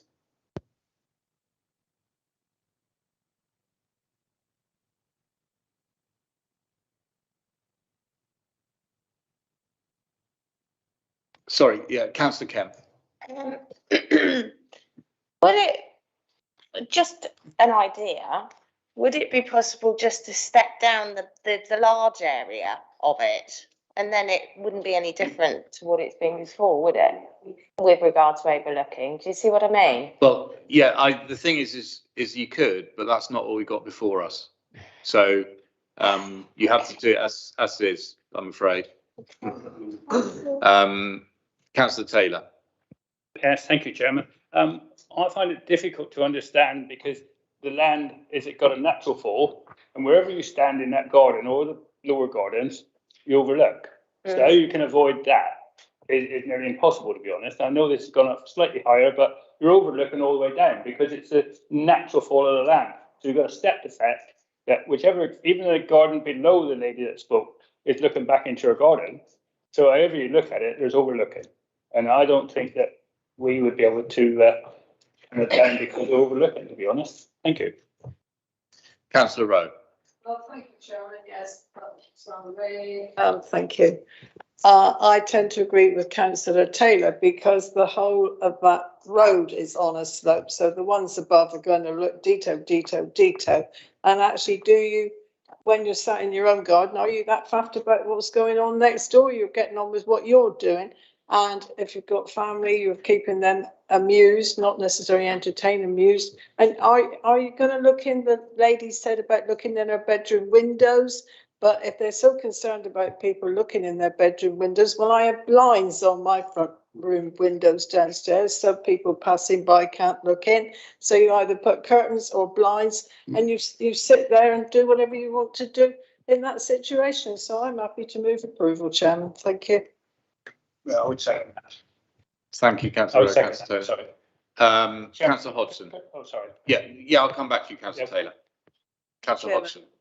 Well, we all went into the back garden and we all walked on the height of the balcony, but we also, when we went round to the back, we went down the steps onto a lower area, which is where this is now proposed to be elevated up. And I just think it's inappropriate. I think it's unneighbourly. And I just think it's really unfair on neighbours to give an elevated area. And when there's a hot tub involved, there's going to be people coming out onto that balcony, you know, perhaps fewer clothes than we're all wearing at the moment to get into the hot tub. And, you know, I just think it's inappropriate to have that for neighbours. This is a bigger garden than the neighbours have next door. If you look at your map, you can see this is a lot more constrained. And that, you know, while I accept what's being said about the natural elevations of the area, this is being artificially raised. That bigger area is being artificially raised, and it could be actually constructed as a terrace at the lower level. And I think, you know, as where it is at the moment, and I think that's appropriate. That's fine. That's working with the natural levels. But to elevate that big platform much higher, and when we saw that picture of people literally standing, because when we were standing in the neighbour's garden at the site visit, you know, it was estimated where the heights of the people would be and where they would overlook. You know, you've got a few years to wait before your trees or whatever else you plant there grow up high enough to actually give the shielding. And I just don't, I think this is unneighbourly, and I think it's a loss of the neighbours' amenity. So I actually propose refusal on that basis. Thank you, Councillor Hodson. Councillor Taylor, I was going to go back to you, yes. Yes, just to clarify on the hot tub, I mean, if they're going to use that, they're going to use it anyway. But I was thinking about the noise factor. I mean, if they want to use their garden, they can use it without this anyway. So the noise is going to be there, whether they got a raised area or not. So I don't think that either is an issue, to be honest. Thank you. Councillor Foss, then I'll come to you, Councillor Panel. Yeah, thank you, Chairman. What I'm trying to get my head around is if you're stood down on the original patio, down this end, down the bottom of the page, if you like, there, and then you stand back on the middle of the new bit, are you going to see any more from that raised new bit than you will? I don't think you will, because the angles change. What a bit. It's a difficult one. It is. But Councillor Taylor's point about noise, I mean, forget that, because people can be in that garden regardless of whether that patio's there or not. It's just how much the overlooking increases. But I mean, I'm astounded that those houses were built with the overlooking they had in the first place, because I would have said that was excessive in the first. So it's there. We've gone past that. That decision's already been made about overlooking. So I'm yet to be swayed either way, to be quite honest. I'm still thinking about it. Councillor Panel, then I'll come to you, Councillor Long. Yeah, do I understand that the applicant has offered to put obscure glass on the southern end of the balcony? Is that what was said? I think it was in the statement, but where we're talking about is it's just the existing balcony. I would support this if we included, as we did on the previous one, obscure glass on the other southern and southwestern facing sides of the new extension. To the height of the, yeah, not higher, because as we've been told, that would be a different application. So, Councillor Panel, just to be clear, you're talking about, so where would the... Shall I show you on the... Yes, why don't you? That would be, so we're absolutely clear. Yeah, so the applicants have said they're happy to put in obscure glass here. Yeah. And I would propose that we ask them that we finish this obscure glass to the height of the balustrade there and there. Okay, I think that's very clear. Let me just. Sorry, I just wanted to say, I don't quite see. Mike.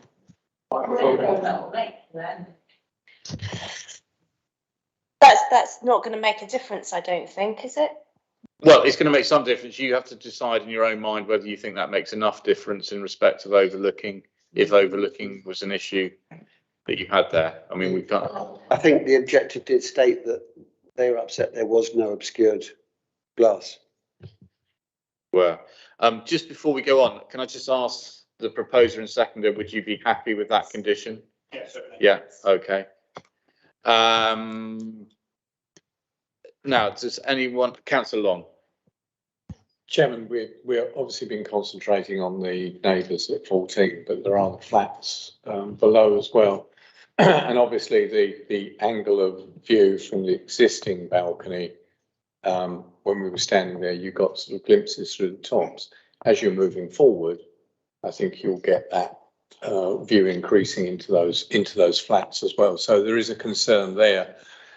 Obviously, most of the use of the patio areas, as we talked about previous ones, would be seated, I am assuming. So therefore, obscure glazing will help reduce some of that, overlook as they move forward. So I think it's essential, although I still have problems with the size and the extent of overlooking possibly in the flats below, and whether obscure glazing can address that overlooking. Okay, Mr. Weimer. Sorry, just from clarity, Councillor, are you suggesting that the obscure glazing goes further than Councillor Powell said, and it's not just the end and it's all of it effectively. I am chairman simply because you've got overlooking in one direction and the other direction, so we can't treat them separately. Okay. Obviously, it's a member decision, but the same as advice as before. If we're looking at just obscure glazing the existing proposed balustrade, then I'm comfortable we can do that as part of this application. Okay. I'm just going to go back against the proposer and seconder.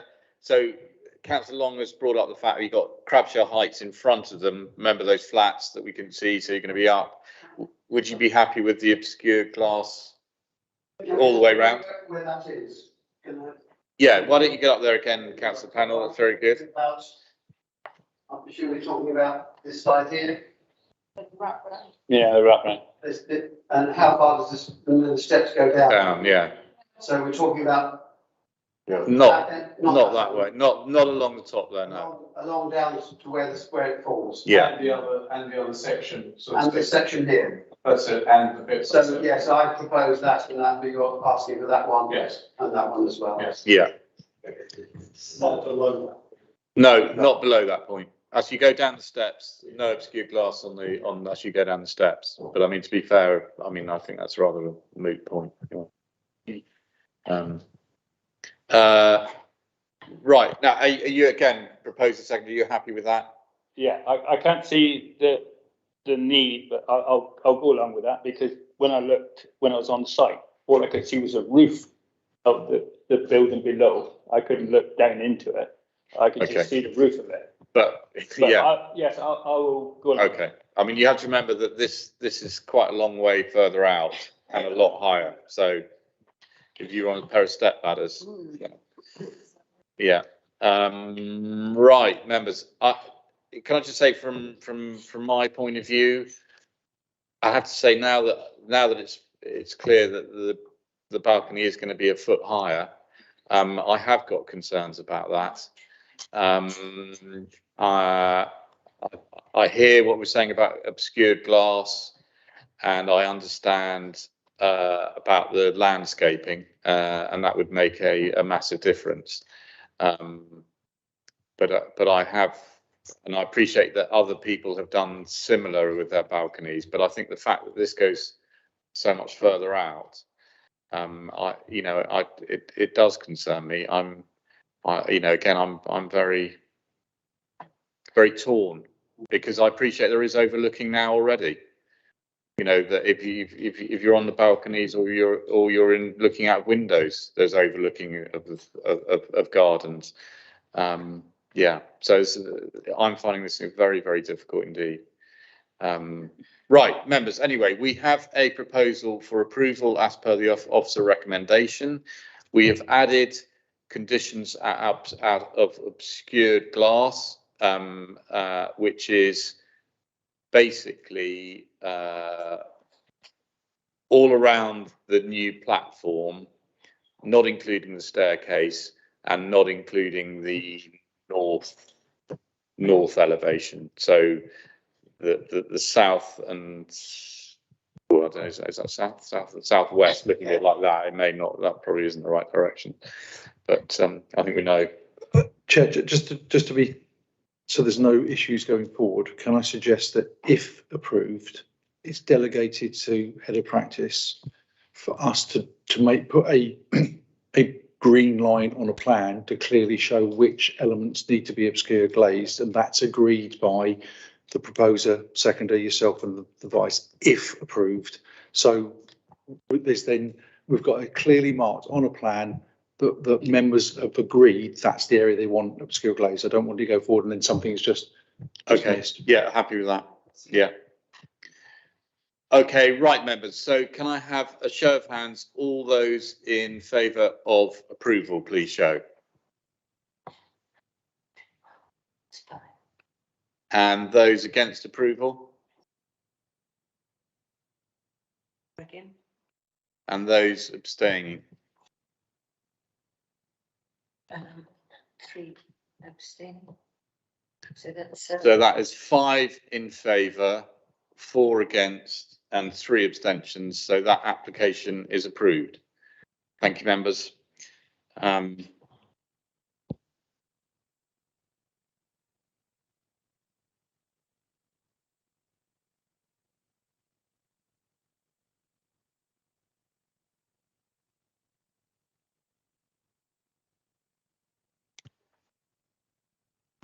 Right, members, what we'll do now, I think is, what time is it? It is lunchtime, is it? Do you want lunch now, or do you, or do you want to do the appeals first? Should we do those first, if that's okay?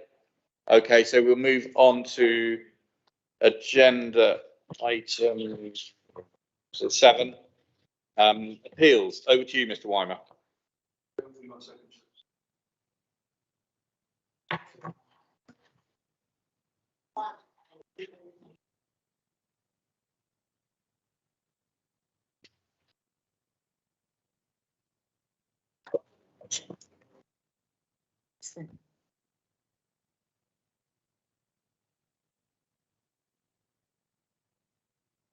Chairman. You might have a minute. Okay, Chairman, then, apologies, rather than bringing the appeals report up, I managed to close it, so that just demonstrates the Luddite in me survives and is alive and kicking. So a number of appeals to bring to you today, and I'll mention it now. At the end of the meeting this afternoon, I would like to have a further conversation after the end of the meeting about appeals, if that's okay. So the first one is, I'm sure, an application that members will remember, because it was the second application wasn't that long ago. It was the replacement dwelling at Barbie Lodge in Bigbury. I can either go into this in quite a bit of detail, or I'm assuming that most of you have read it in significant detail. Fundamentally, the inspector acknowledged there was an increased footprint, acknowledged there was an increase in ridge and eaves height, that it would result in a larger dwelling that was more prominent in the street scene than the existing. But because the increase in floor space was provided primarily by utilising the space in the roof, and that there was a variety of building designs and sizes and styles, which the inspector also said was highlighted within the village study in the neighbourhood plan, the inspector felt that the proposal would be read as a chalet style property with a basement not dissimilar to others. It wouldn't harm the character and appearance of the area, and it did demonstrate it had regard to the Bigbury neighbourhood plan design guidance. So from a character and appearance perspective, the inspector considered it to be acceptable. And in terms of impact on neighbours, concluded that it wasn't dominating, and it wouldn't affect the outlook of neighbours, wouldn't cause overlooking, and therefore was acceptable. I will probably pause there because I suspect there'll be a number of comments. Sorry, can I confirm this is the first application of the two? This is the first application. Yes, it is. The first one we refused before the revised. Yes, it is. Thank you. Okay. Chairman, I think you saw my comment, and I'm not going to say any more because it's just the point. Okay, does anyone else want to comment on that at that point? No? Do you remember it's the one out of Bigbury-on-Sea? We've been there for a site visit. Yeah. It's on the corner. It's on the corner of Bigbury-on-Sea, Silver Island. Oh. Never mind. It's yeah. Okay. Never mind. Mr. Weimer, if you want to move on. Well, the next one, or really two.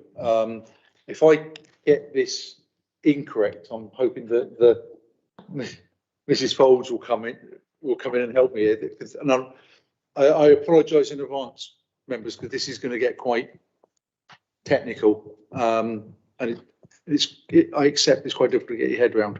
So, we received a lawful development certificate to continue the use of land without complying with a planning condition on a 1999 planning permission. This is it's land north of Seymour Drive in Dartmouth. Whilst the lawful development certificate was for conditions 6, 7 and 8, the inspector agreed with us that it was the area of land concerned wasn't relevant conditions 7 and 8, it was just conditions, sorry, 6 and 8, it was just condition 7. Condition 7 is in effect, you will implement and maintain for 5 years this a landscaping scheme, and the landscaping scheme had an approved plan. The applicant contended that they hadn't done that. Where this gets incredibly challenging is, and I can't explain why, but we do not have a record of the approved plan that the landscaping team comprised of. The inspector took the view, with the evidence in front of him, that notwithstanding that, clearly the condition was complied with, in that a landscaping scheme was implemented, it was maintained for the relevant period, and it was only breached when the land was clear felled by the applicant. I think it was the applicant, or the land was the trees were removed 2 years ago. So he felt that the breach of the condition wasn't so long ago, i.e. 10 years, that there was no ability for the authority to take enforcement action. What the inspector also has said quite clearly, though, is that by coming to that conclusion, it is simply on the basis of the evidence of the lawful development certificate, and he is not coming to a conclusion whether or not the authority has enough evidence to take enforcement action to ensure that the condition is complied with, primarily because of the absence of the approved plan. So that's something we're going to have to look at. Becky, is that about? Yeah, that's spot on. So following on from that, there is also a planning appeal for, which I don't know is on the list. But at the same time, it was a joint decision, but at the same time, there was a planning appeal for, there was a planning appeal for residential, and that was refused on the basis it wouldn't conserve the visual quality of the area. There was a conflict with DEB 32, and they didn't demonstrate any net biodiversity gain. Clearly, we are going to have to do some investigations and probably get some external advice on where we go with condition 7, because I anticipate a further application coming in to remove condition 7, and we'll see where that pans out. But no doubt we're going to have to get some external legal advice, I would suggest, to see what's the best way to proceed. No, thanks. I mean, it was a great result. I mean, yeah, it was. Yeah, and thank you to everyone who was involved. The next one is quite straightforward.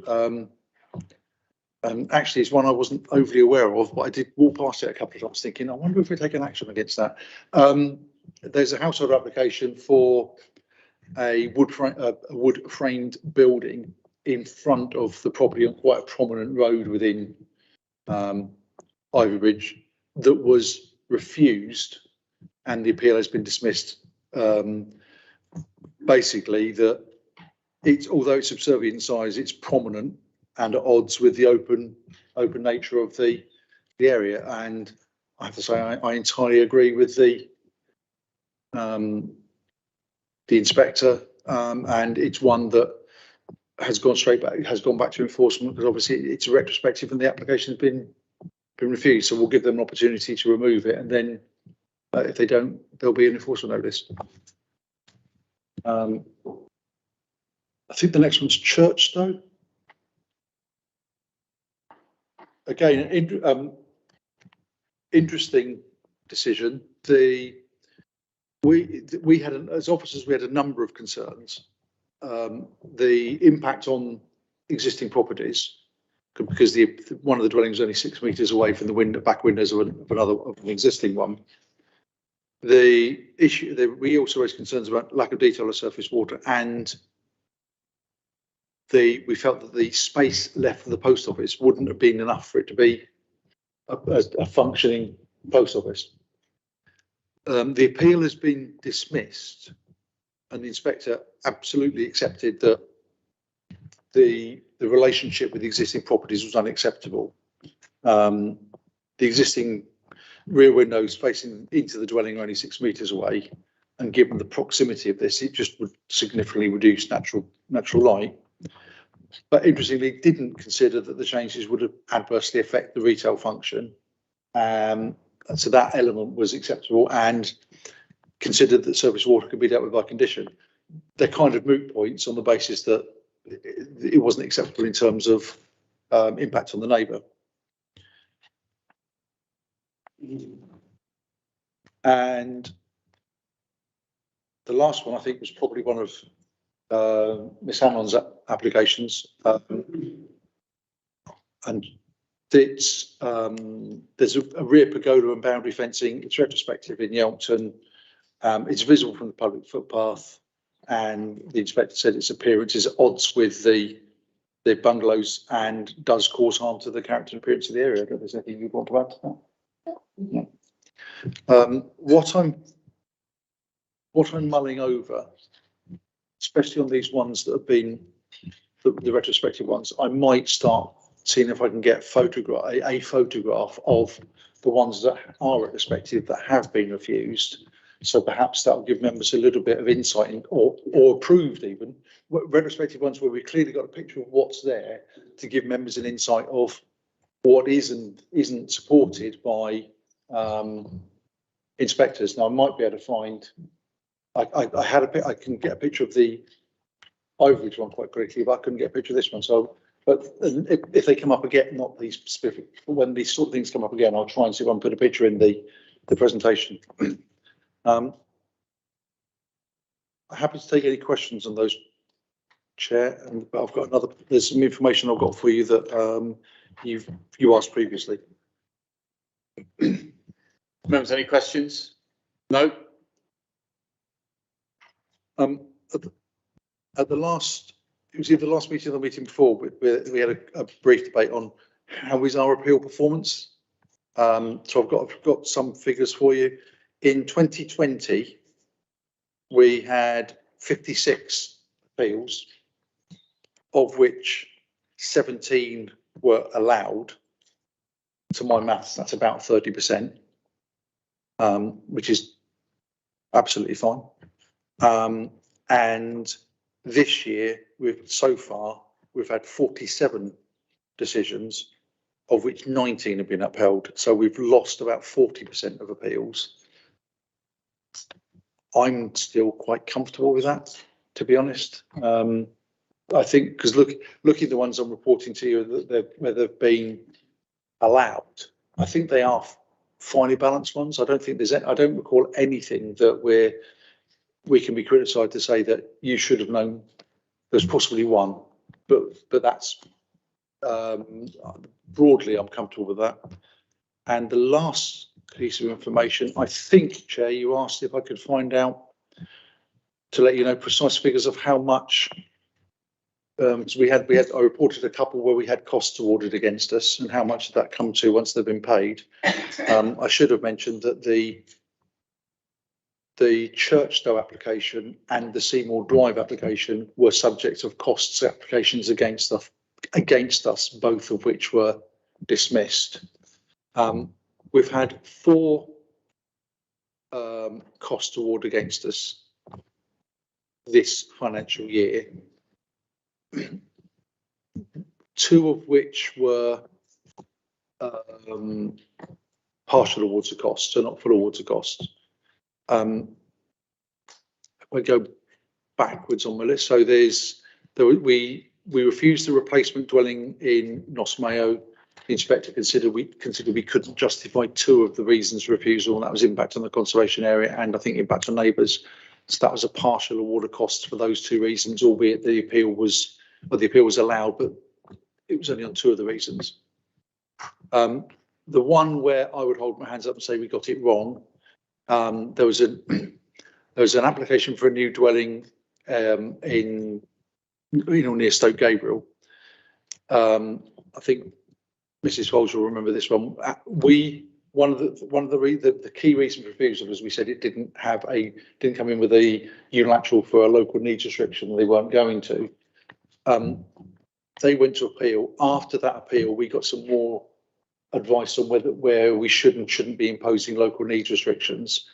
We considered that actually we probably got it wrong in that, and we didn't have justification to put it on.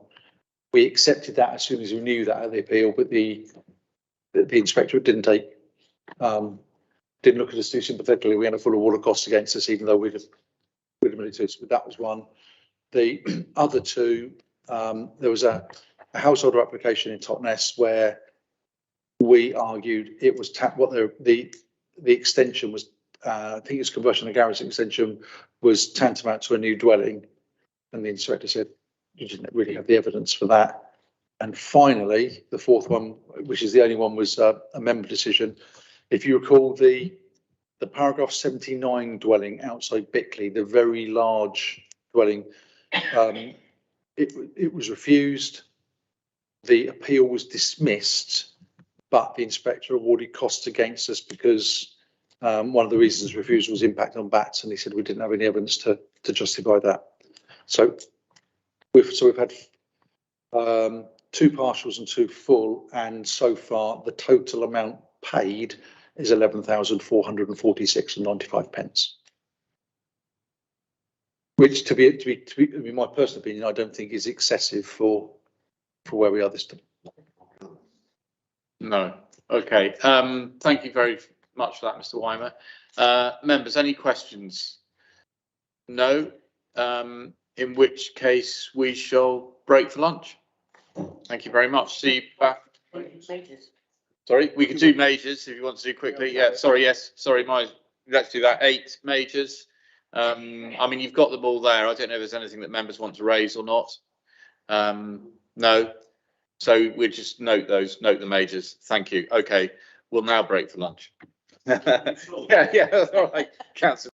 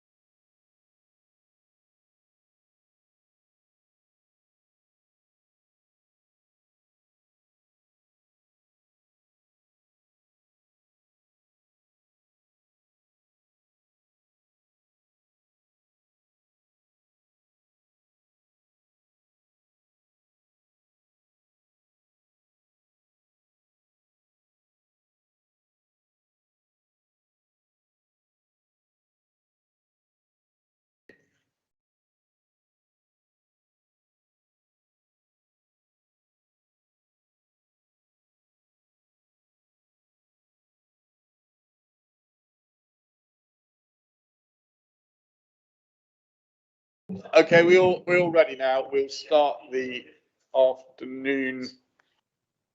So we're streaming on. We're now live. So welcome back, everyone. Before we move on to agenda item 6D, we'll just go through agenda item 4, declarations of interest. Councillor Reeve. Yes, I'd like to declare a non-registrable interest for the second planning application this afternoon, land at Three Corners. The reason being that we use the business and have an account with them, and also my son's partner works at the business. Okay. So am I right in thinking that you're going to make a few comments on it, and then you'll leave for the debate and vote? That's right. Yeah. Okay. Thank you, Councillor Reeve. Yes, I've got to declare an interest in the same application and a registrable interest actually, because I do business with the applicant, and I will do the same as Councillor Reeve. Make a statement before you start the debate and leave the room. Thank you. Councillor Rowe. Yes, thank you, Chairman. I've consulted with the council solicitor and she has advised me that I have no interest which I need to declare. Thank you very much. Any more for any more? No. In which case we shall move on to agenda item 6D, 3221/21, land on the southwest side of Cliff Road, Wembury. Verity, over to you, please. Thank you, Chair. Okay, so the application site is an overgrown field located on the southern extent of the village of Wembury, adjacent to Hawthorne Park Road and Cliff Road. The site currently features a vehicular access onto Cliff Road with vegetated boundaries on the northwest and southwest. So the site sits directly adjacent to existing dwellings within the built-up area of the village, and you can just see the site here outlined in red. So public right-of-way starts at the junction of Cliff Road and runs parallel to the eastern boundary of the site, and that connects up to the southwest coast path. So all of this is Cliff Road, which is the main road, and then it turns into a lane along here. And at this point is the public right-of-way.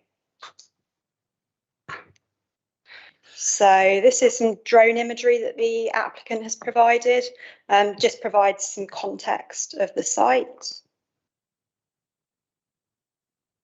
So the site's within the South Devon Area of Outstanding Natural Beauty, or AONB. You can just see the site, it's located here in the unshaded area. And you can see from this plan that directly along the southwest boundary, the landscape is designated as undeveloped coast and heritage coast, although the application site itself falls outside of these designations. Also worth noting is that land to the southwest of the site is a designated county wildlife site. So this is an existing site plan, and the existing vehicular access is located just here. So this is the proposed site plan. So the proposal is for the construction of a 3-bedroom detached dwelling with a detached shed and bin store, new access with parking area and an associated landscaping scheme. The existing access onto Cliff Road will be blocked up and a new access will be formed further northwards onto Cliff Road, close to Clover Cottage's vehicular access. So this is Clover Cottage, the neighbouring property, and this is the location of the new vehicular access. So the dwelling will be sited fairly centrally within the plot and will be set over 3 levels, including a part basement room at the lowest level. Parking for 2 vehicles would be provided to the northwest of the dwelling, with private garden space to the southwest and southeast. At the end of the parking area is a green roofed shed for the storage of bicycles and garden equipment and bins. It's a bit hard to see, but it's just this box here. So you can see on this plan the adjacent property, Clover Cottage, to the northwest. The proposed dwelling will have an approximate separation distance of 9.2 metres between the proposed dwelling and Clover Cottage's outbuilding and garage. And you can see the outbuilding and garage is just outlined here with their main dwelling here.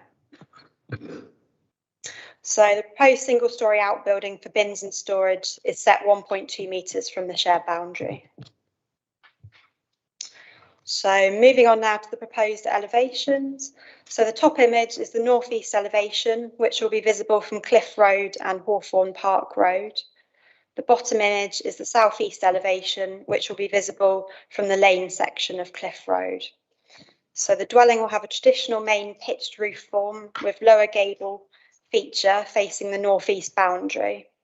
Materials will include a natural slate roof, painted render, timber cladding, aluminium framed windows and timber clad doors. So the top image here shows the southwest elevation, which is at the rear. You can see some solar panels are proposed on this rear elevation. And the bottom image is the northwest elevation, which is adjacent to Clover Cottage. As part of the recommendation, a condition is proposed which will require the two top windows on this elevation to be obscure glazed and of a restricted opening. That's this window and this window. Also worth noting is the flat roof canopy, which extends beyond the rear elevation and features a sedum roof. And this is located over an outside terrace area, which is just this here shown from the side elevation. So moving on to the floor plans, this is the lower ground floor plan. As you can see, it's only in part and does not extend to the full footprint of the building.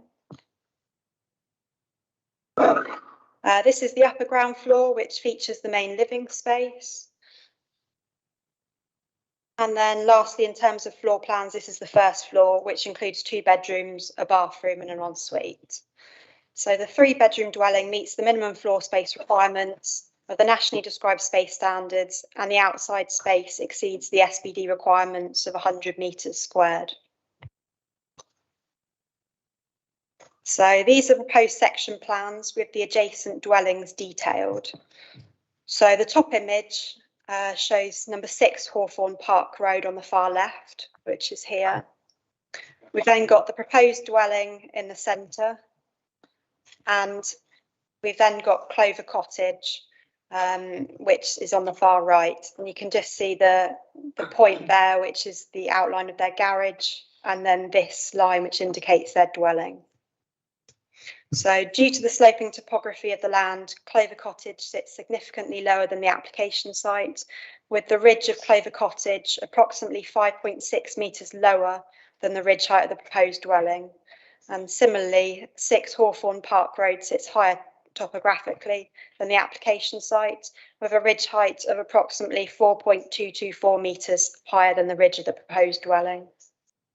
The bottom image shows the proposed dwelling in the context of number 5 Hawthorne Park Road, which is on the opposite side of the road, and number 6 Hawthorne Park Road again. So lastly, this is the proposed landscaping scheme. An ecological impact assessment has been submitted with the proposal, and this report confirms that the proposed development will result in the loss of the majority of the habitats on site, with the exception of boundary hedgerows. This loss is not considered significant in terms of nature conservation, with no rare or important habitats or plants to be lost.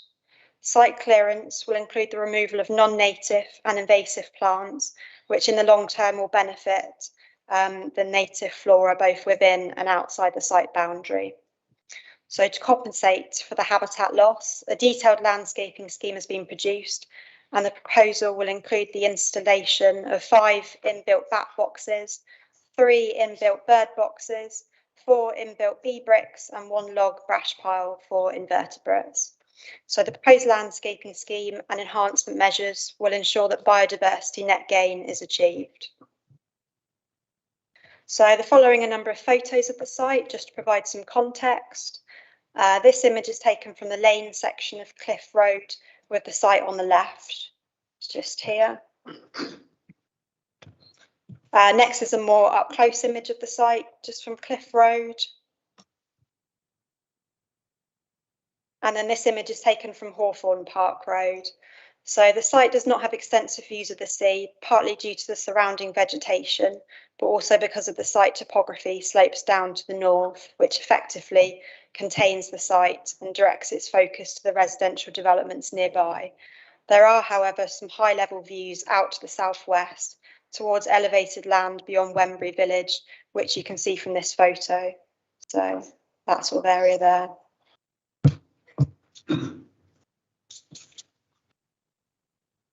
So lastly, this image is looking from near the bottom of Cliff Road with the site at the top right.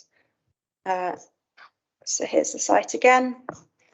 You can see the neighbouring property, Clover Cottage's gates, which lead to their garage, just where the traffic cones are located. So that's the neighbouring property's opening. So the following sketch drawings of the proposed dwellings are set over photographs with the comparative photograph at the bottom. And this gives a bit of an idea on how the dwelling will sit in the landscape when viewed from Hawthorne Park Road. Likewise, this again is another sketch drawing, and that's set from the bottom of Cliff Road with the site at the top right. Just up here. And then lastly, this sketch image shows the view from the lane section of Cliff Road. So in terms of policy considerations, the application site is well integrated within the discernible built-up area of Wembury and is adjacent to existing built form. The site is considered to be within an appropriate distance to local facilities, which would not result in an over-reliance on private motor vehicles. And the proposal is therefore considered to accord with policies SBT 1 and 2 of the JLP. The proposal is for a 3-bedroom detached dwelling with study. In terms of policy Dev 8, there is no strong over or undersupply of 3-bedroom dwellings. However, there is an oversupply of detached properties.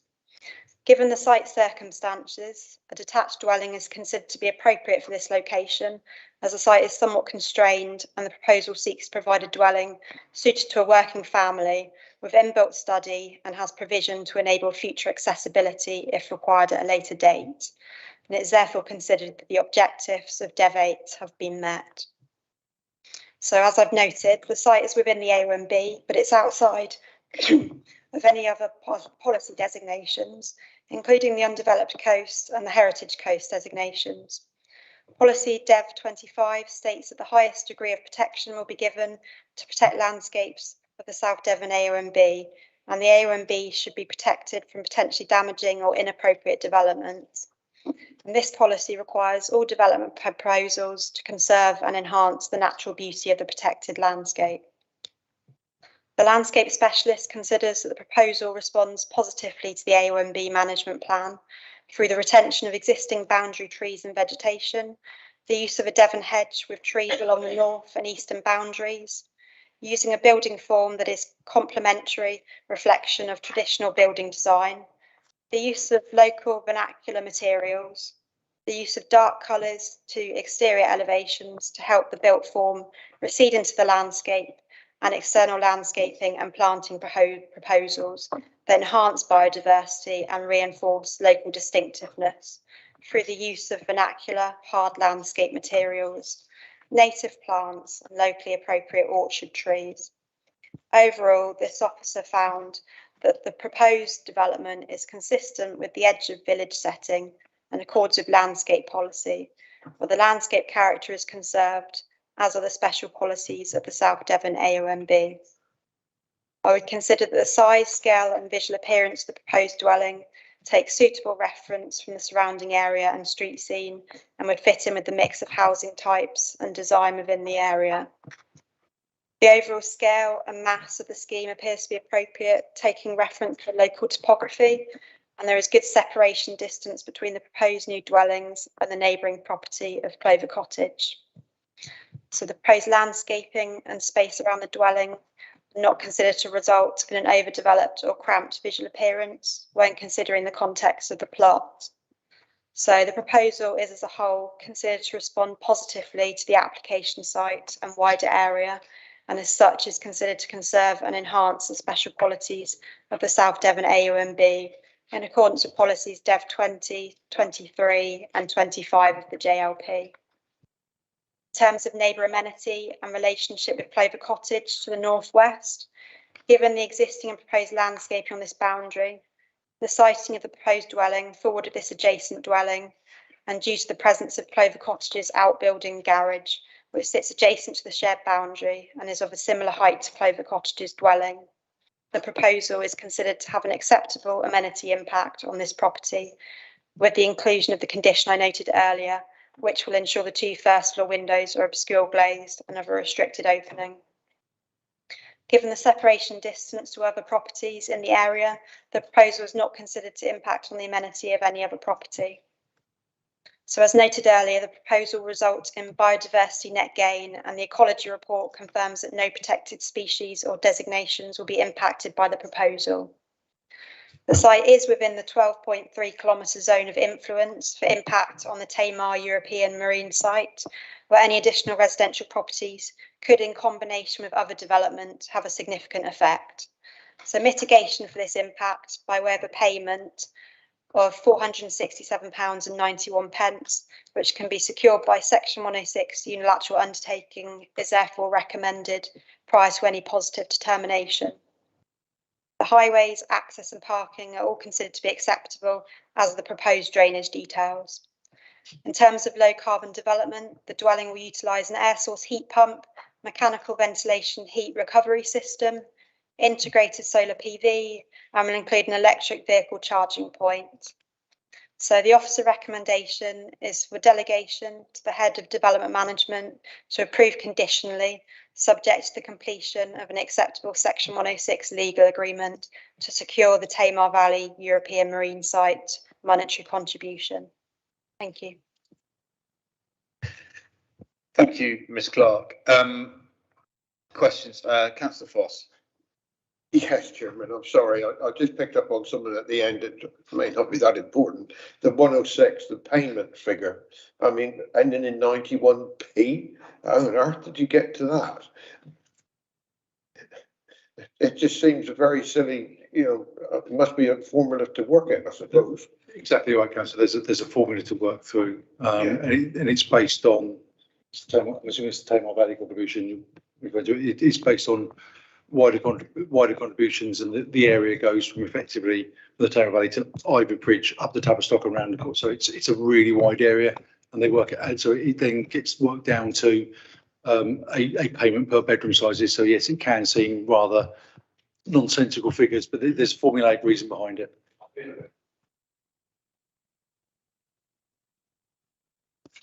Okay, and any more questions, members? No, in which case we'll move on to the speakers. I'll get Councillor Reeve and Councillor Foss to speak after all the speakers have been, if that's okay. Sorry? Sorry. Yeah, indeed. So we'll move on. Forget about that. I will move on to Ms Cox, who is the objector on this application.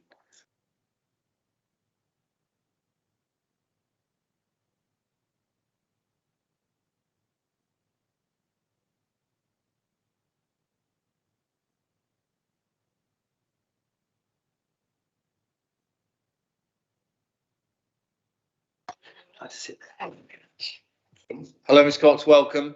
Thank you. Good to see you again. Nice to see you at the site visit on Monday as well. Yes. So you've got 3 minutes to make your presentation.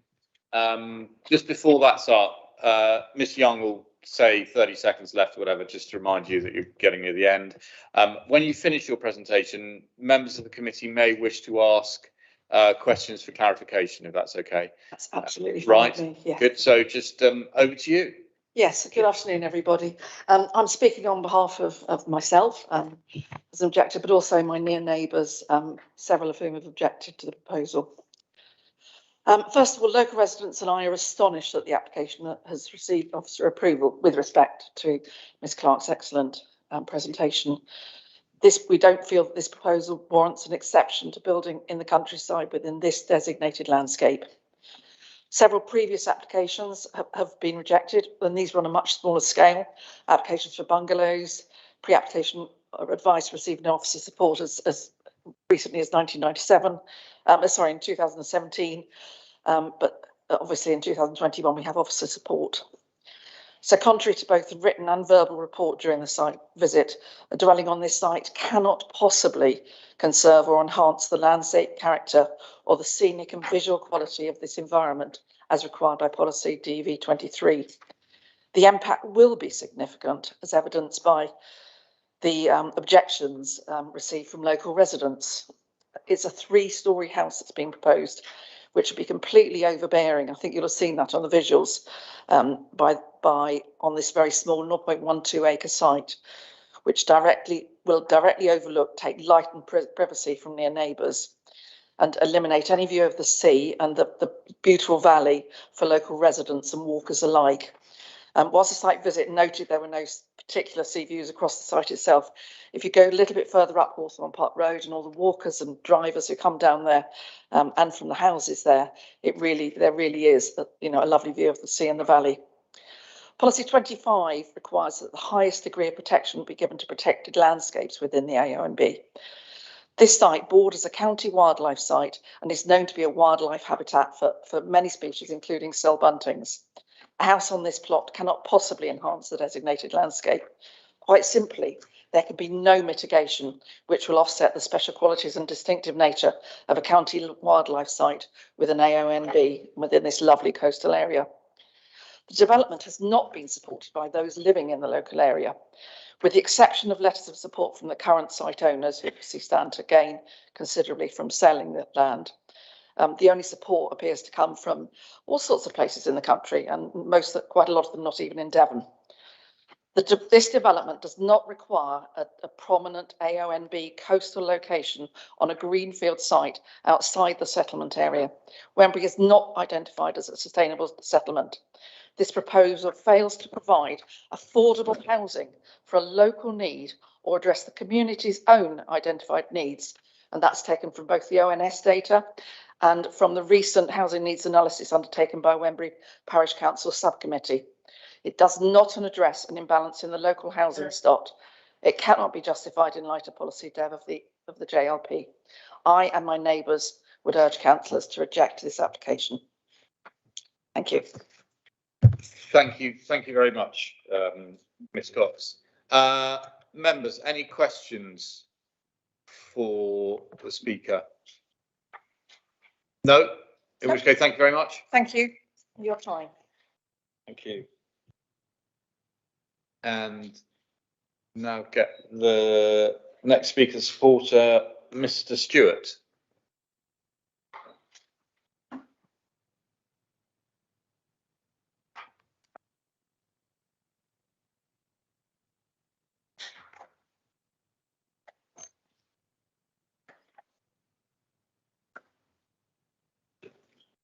Hello, Mr. Stewart. Welcome. Hello. Good to see you. Good to see you at the site visit on Monday. What you have, you've got 3 minutes to make your presentation. Miss Young will come in and when you've got about 30 seconds left and say 30 seconds. Okay. And when you finish your presentation, members of the committee may want to ask questions just for clarity, if that's okay. Okay. Otherwise, over to you. Okay, thank you.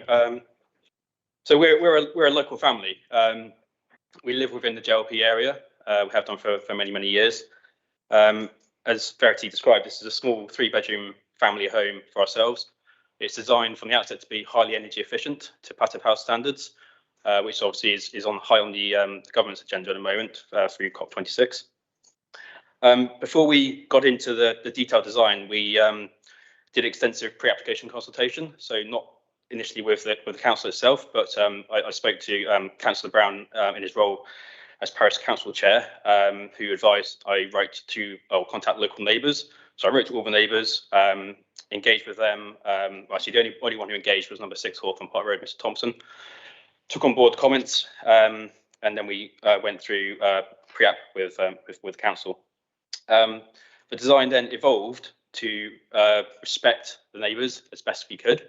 And obviously integrating all of the specialist reports that we had to commission, so the ecology reports, the biodiversity, and the LVIA. The landscape visual impact assessment was key, obviously, to this because it is in an AONB, as is the whole of Wembury and the whole of the village. And obviously the LVIA concludes that there is a has positive effects on the AONB. And as the landscape officer commented, it does conserve and enhance the AONB through our proposals.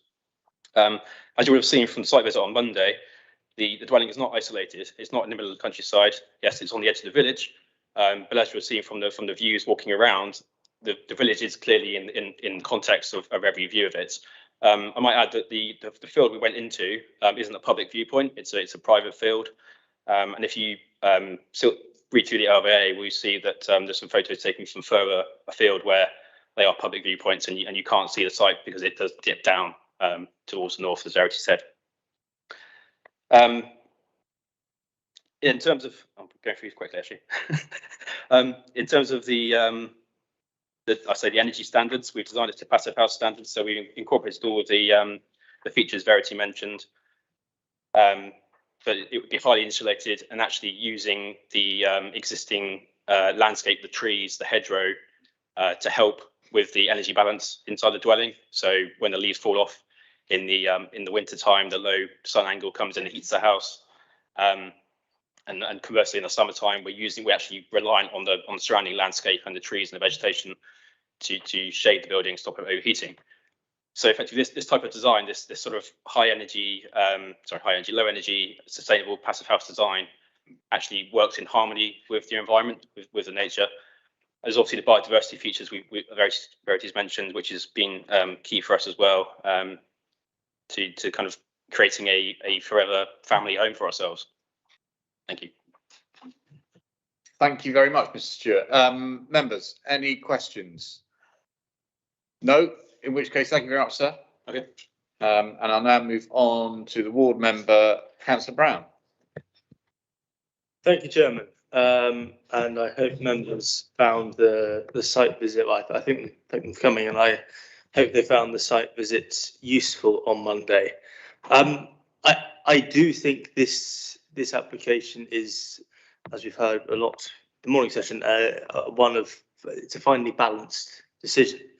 There will clearly be an element of impact on the landscape by the building of this property, but it does sit outside some of the key designations as detailed in the officer's report, like the undeveloped coast, etc. When I first saw this application, one of the key concerns I had was the potential, that of drainage to the property below. I see, however, though, that the drainage specialists have raised no objection, thus that is sort of been alleviated in my mind, because if that's what the expert says, that's what we must go on. I do think it is clearly important to note there has been quite a few objections to this from local residents. I do think, however, that detailed in the officer's report, several of those objections are overcome in terms of some of the landscape designations that are referred to. As the officer has shown, these actually do sit outside it. Clearly, the entirety of Wembury as a parish is part of the AONB, so that is in it. But apart from that, and I do think we need to consider that, though some residents have made a point of suggesting the impact on a view, we can't say no to application based on that alone. So, like I said, I think this is a finely balanced application. I hope that members will have seen that from their site visit, and I'm genuinely interested to hear what they have to say on this application. Thank you, Chair. Thank you very much, Councillor Brown. Members, over to you now. At the site visit. Anyone want to go first? Yeah, I'll go first. Yeah, Councillor Foss. Well, I know this is within the AONB and on the edge of a conservation area, etc. But we're talking about a young family trying to build a house of their own. It fits a lot of our policies. Even within the AONB plan, if I remember correctly, they accept that houses have to be built within it for the local community. This is a local family. Ticks a lot of the boxes for me. Yes, it's in a sensitive area. There's a lot of areas like that in the South Hams. It's on the edge of the village. It's not as though it's stuck out in the middle of the field somewhere. And I mean, it ticks a lot of boxes for me, and like you, Councillor Brown, I'm going to wait and see what the rest of the committee say. But at the moment, I'm reasonably content with the application. Thank you, Councillor Foss. Councillor Rowe. Thank you, Chairman. Well, I thought it was a shame when we got there, we were confronted with this huge area which is totally overgrown. The bushes and Budley and whatever were as high as this room pretty much. So we couldn't actually see where the building was going to go. We couldn't go on site. We could only go by the side of the site. I think if it had been a cleared piece of land and we could have gone on site, we would have got a much better idea of if it was going to be overlooked or whatever. In actual fact, when I was stood in the lane, but you couldn't see the sea from there anyway. So I don't particularly buy about the views as it is as present. When it's cleared, that might be a different matter. But I think on balance, I would go with the officer's recommendation because, as Councillor Foss has said, it ticks all the boxes. And I think that, you know, young families, etc., will be a home for them. Hopefully, they won't sell the site on when they get planning permission. I don't know if that's their intent, but I gather not. So I would go with the officer's recommendation of approval. Thank you, Councillor Rowe. Any other members want to say? If I just say something myself, I mean, obviously, I think we have to be wary that the permission is for the house, not who's living in it.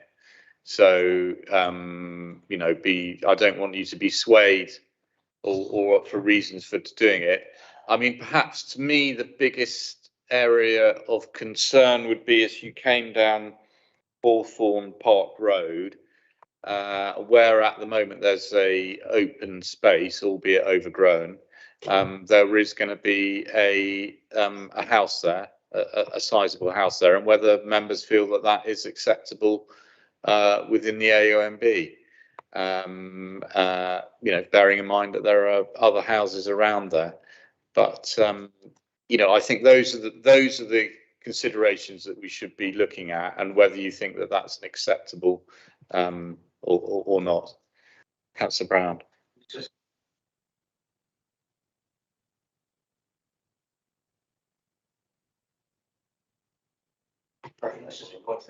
Yeah, okay, yeah, no, got that, Councillor. Yeah, that was said. With Councillor Long, and then I'll come to Councillor Abbott and Councillor Powell. Thank you, Chairman. It was interesting. It was called a greenfield site, but when I looked at it, there was a lot of building material, rubble on the site, mounds, and fairly overgrown. It is, and you know, when you look at it, it's amongst housing. If there is going to be any development, I would say it's a fairly small scale development, although it's called three-story. They're using the topography to set it in. And I think if there is to be any development, we're looking at small scale developments like that within villages and within areas. And I think this is the type of development which could be attractive within areas. Yes, it's within the AONB. It's right on the border of the undeveloped coast, but you know, things are going to border things at times. So I think looking at it overall, I'm comfortable with the scale of development, with the landscape improvements there, which will balance out the biodiversity. I was really quite surprised. I usually bang on about swift boxes, bat boxes, bird boxes, bee box, and they tick all the boxes there from a biodiversity level. So, you know, so that's good. Yes, generally, when you look at developments like this within a small village, I would support this one. Thank you. Councillor Abbott. Thank you. I just asked for an image to be brought up, and for me,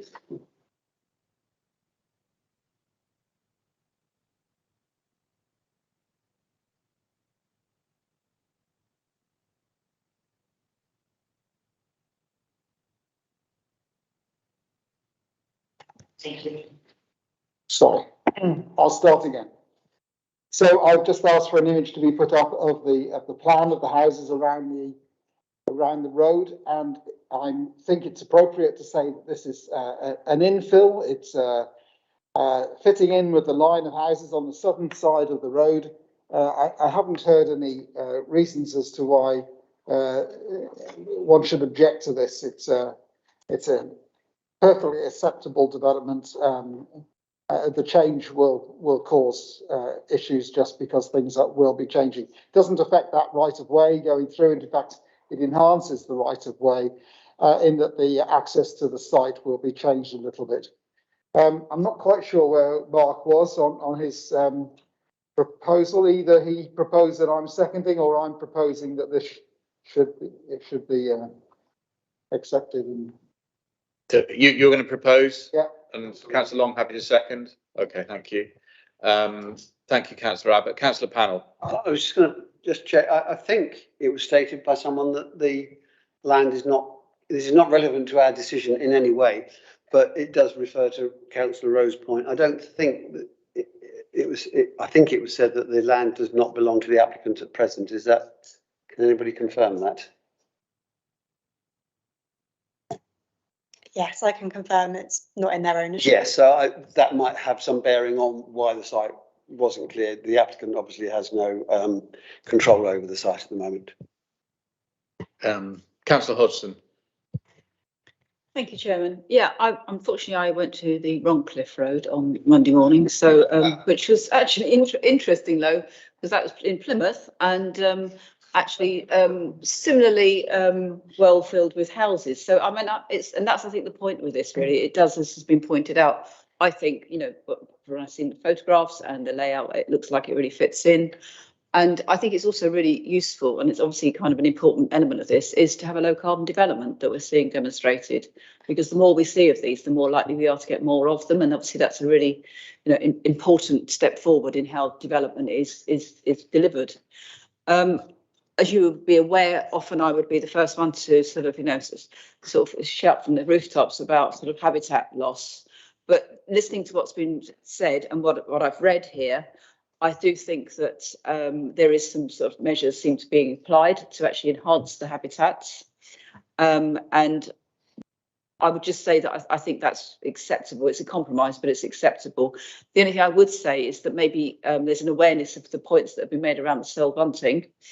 And often with cell bunting, the fact that they are putting in a new hedgerow actually can be an important part of the new habitat development. So it can actually be potentially an enhancement. So as long as that's really strengthened within the report of acceptance, I would support this. Okay, thank you. Do any other members want to speak? We've had it's being proposed and seconded for approval as per the officer's recommendation. So could I have a show of hands for all those in favour of approval? Please show.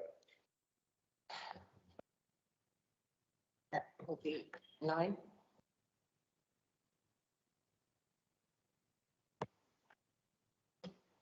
Okay. Yeah. Got that. And those against? 1. And abstentions? 1 abstention. Thank you. So that is 9 in favour, 1 against and 1 abstention. That application is approved. Thank you. So now moved on to application 4219/20, land at 3 Corners. Well, wait there, she may be her. Yes, it is. Well done, Miss Houselander. Well done.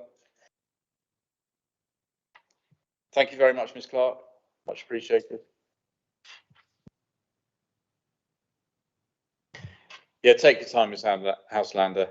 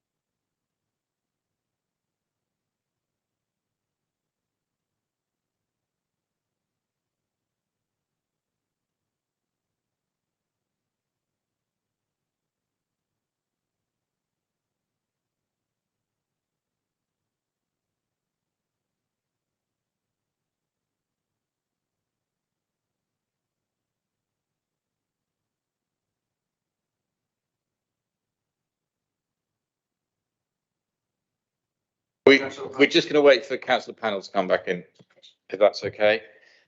Yeah.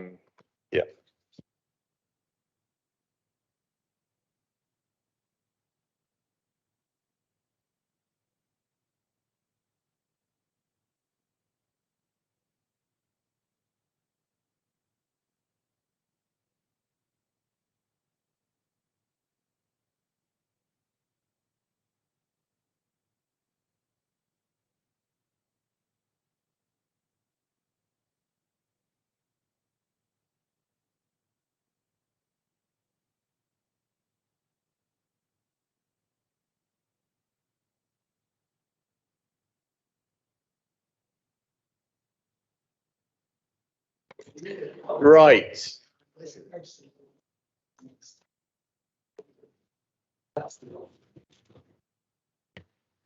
Sorted out Ivy Bridge? Yeah, sorted out Ivy Bridge, good. Yeah, okay. All right. Yeah, welcome, Ms. Houselander. Over to you with agenda item 4219/20. Land at Three Corners, Morley.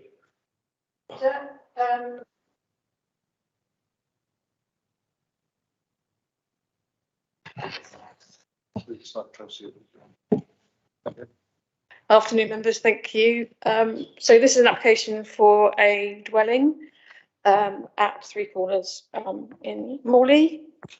This is a site location plan, and the site is indicated. Sorry, I just want to use a pointer. So this is the site just here. My next slide shows, so this is the application site, which is outlined in red, obviously, and the land owned by the applicant in blue. The existing building shown north of the application site is an agricultural building, which you would have seen at your site visit on Monday. Just a closer up view of the application site and the agricultural building. I tried to roughly identify on this is my annotation rather than anything accurate. So it's as accurate as I can make it based on the fact that it's a photograph which I've blown up. So, but roughly that's where the site for the dwelling would be.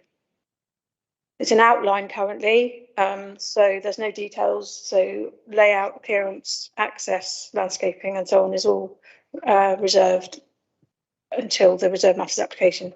So this is the site, the agricultural building, obviously on the right-hand side of the photograph, and some equipment in the front. This is whilst access is not part of this discussion, the plans provided does indicate this gateway as the access to the site. And this is as you enter through the gateway, and you've got the bund which is associated with the agricultural building on the right hand side, and then the site. I wanted to draw to members' attention in this next few photographs the very open nature of the landscape, and therefore the impact that the proposed dwelling would have on that landscape. And it's kind of the agricultural building. That's the bottom of the field where there's currently a stable. And again, the open landscape. And this is the rest of the field beyond which would be retained as agricultural field as far as I'm aware. And again, this is the site, the sort of dwelling application ends or sort of begins at this point here, I would say, set back a little bit from the gate, possibly here. So the application site, if you like, is in this area of the field here. Again, similar photo showing the access this time. The key issues with this application, so I'll just talk around some of the issues with the application. I just wanted to also, apparently at the site visit, it was drawn to the office's attention that the report in the site description, second paragraph, indicates the A38 as opposed to the A381. So obviously it was in relation to the Schedule H monuments, which are situated in various fields around the site, but not directly next to the site. So it's an agricultural field. It's a development in the countryside. The description of the development from the when the application came in was for an agricultural workers dwelling,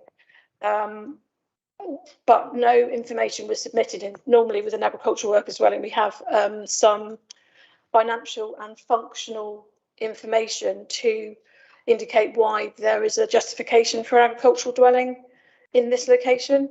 No such information was received, so there is no agricultural justification for the dwelling to be located on this site.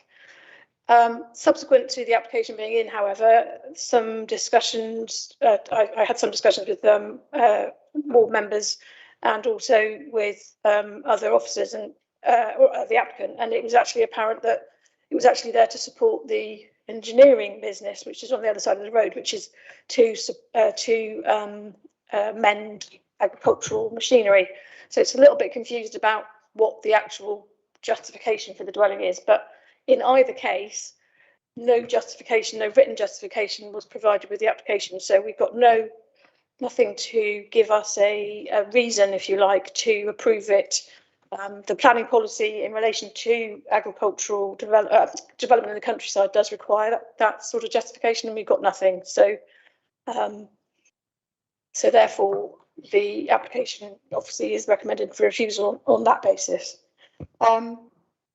The report talks about sustainability and the fact that it's in an unstable location. It's not close to any settlements particularly. Totnes is 10 kilometres away, Kingsbridge also 10 kilometres away, and Harpton Ford, which has got the nearest village with any facilities, which has got a petrol filling station, is 5.6 kilometres away. You do have the at Totnes Cross, whereby some people could get some basic again. So our conclusion is that the dwelling would be reliant on the private car for even the most basic facilities. The applicant indicated, or the applicant's agent indicated, that one of the reasons possibly for the dwelling was for security for the business. The report indicates that you wouldn't be able to see the business particularly well from the dwelling where it's located, but also we also do not normally accept security as a reason to justify a dwelling in a countryside location. The other issue, which is of importance, is the local housing need. Interestingly, the parish has a 61% proportion of detached dwellings, which is something which is quite high when you compare it with the Southampton average, which is 38%.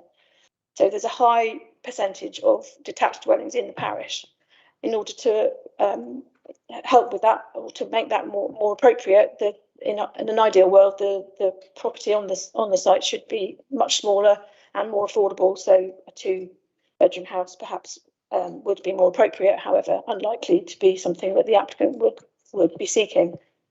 We also have a 5-year housing land supply, which is healthy and has been maintained in a healthy state since we adopted the JLP, and so therefore there is sufficient land to allocated within the plan to not allow this dwelling when it's also contrary to so many other planning policies. Whilst it's not a reason for refusal, the impact on the landscape is something which I would draw members' attention to. In addition, this is slightly more minor in nature, because this information could be sought if members were looking to approve the application, but there was no information submitted on drainage, ecology, biodiversity or climate change. Certainly drainage and ecology are issues that we would want to understand in principle at an outline stage, and that they have not been submitted. So another reason for refusal based on those issues. So the application is recommended for refusal as being contrary to policy. Thank you very much. Thank you very much, Ms Houselander. Any questions, members? Councillor Hodgson. Thank you, Chairman. In terms of a kind of more traditional way of settlements having been in the past and have evolved, where people live very close or right on the doorstep of their own agricultural business, would this be would potentially be subjected to an agricultural tile if it was to be taken, if it was to be approved?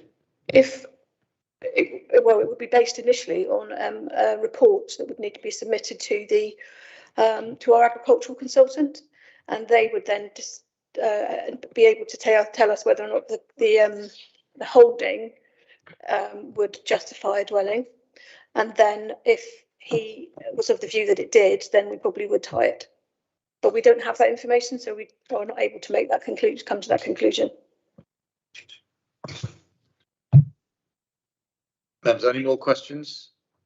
Yeah, Councillor Taylor. Yeah, I just want some clarification really, because this is not really an agricultural application building, is it? It's something that's attached to agriculture, but not actually agricultural building. So we're not looking at an agricultural tile anyway.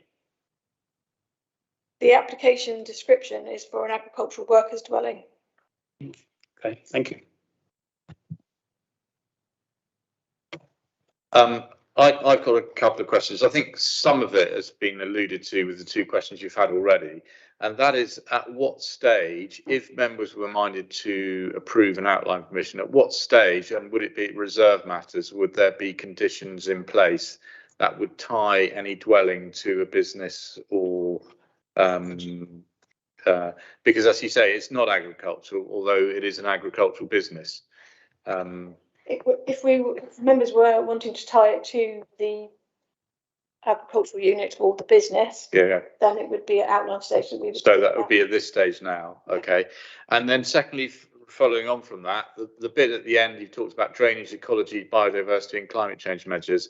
Which one of those would need to be outlined and which could be covered in reserve matters? So you could probably, so drainage would definitely need to be something, because if we need to be assured at outline stage that an in principle drainage scheme can be applied.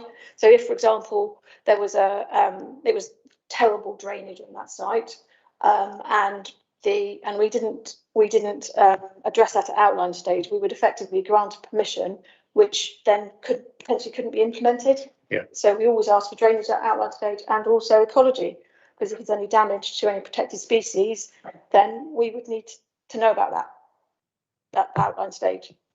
Okay. The other two issues, the biodiversity and the climate change, I would suggest you could potentially put a condition on the outline which would secure the information At reserve. Thank you very much. Councillor Abbott, and then I'll come to you, Councillor Taylor. Thank you. It all seems very open, this outline, and if we were to vote the viewers officer, would it stop a more detailed application coming in? Is there a 6 months delay or a year's delay? Can they just put an application straight back in again? If we refuse the application, then they have the option to go to appeal. If they didn't want to go to appeal, they could resubmit an application, but it would have to be materially different to what we've got in front of us now, because otherwise it would be, the correct course of action is to go to appeal. Which and the materially different could be because they give us more detail. There'd be nothing to stop them making a further application. We do have the powers to turn applications away if they keep making the same application. But I think your question is, if it got refused for certain reasons and a further application came in addressing those reasons with additional detail, yes, they could make a further application almost the day after the decision is issued. Yeah, it's not, I mean, I think what you're alluding to is that at council, if we take a decision, you can't revisit that decision for 6 months. No, it's not the case with planning, no. Okay. Councillor Taylor. Yeah, I'm a bit confused now, because the drainage is something that you need to come forward on outline. We're actually deciding outline today. So if we don't know the drainage, I'm a bit confused on where the application is going to take us. Well, one of the reasons for refusal is because that information isn't with us. So that's why that's part of the reason why it's been recommended for refusal. So we can't really make a decision today. Is that right? Yes, you can make a decision to refuse the application, which is what I'm recommending to you. If it went the other way, then it wouldn't stand, would it? Because we haven't got that drainage. Without prejudicing anything any decision members are going to make. If members take the view that the application is unacceptable and it is refused, then my strong advice is that it is refused on all the reasons that are in the officer's report.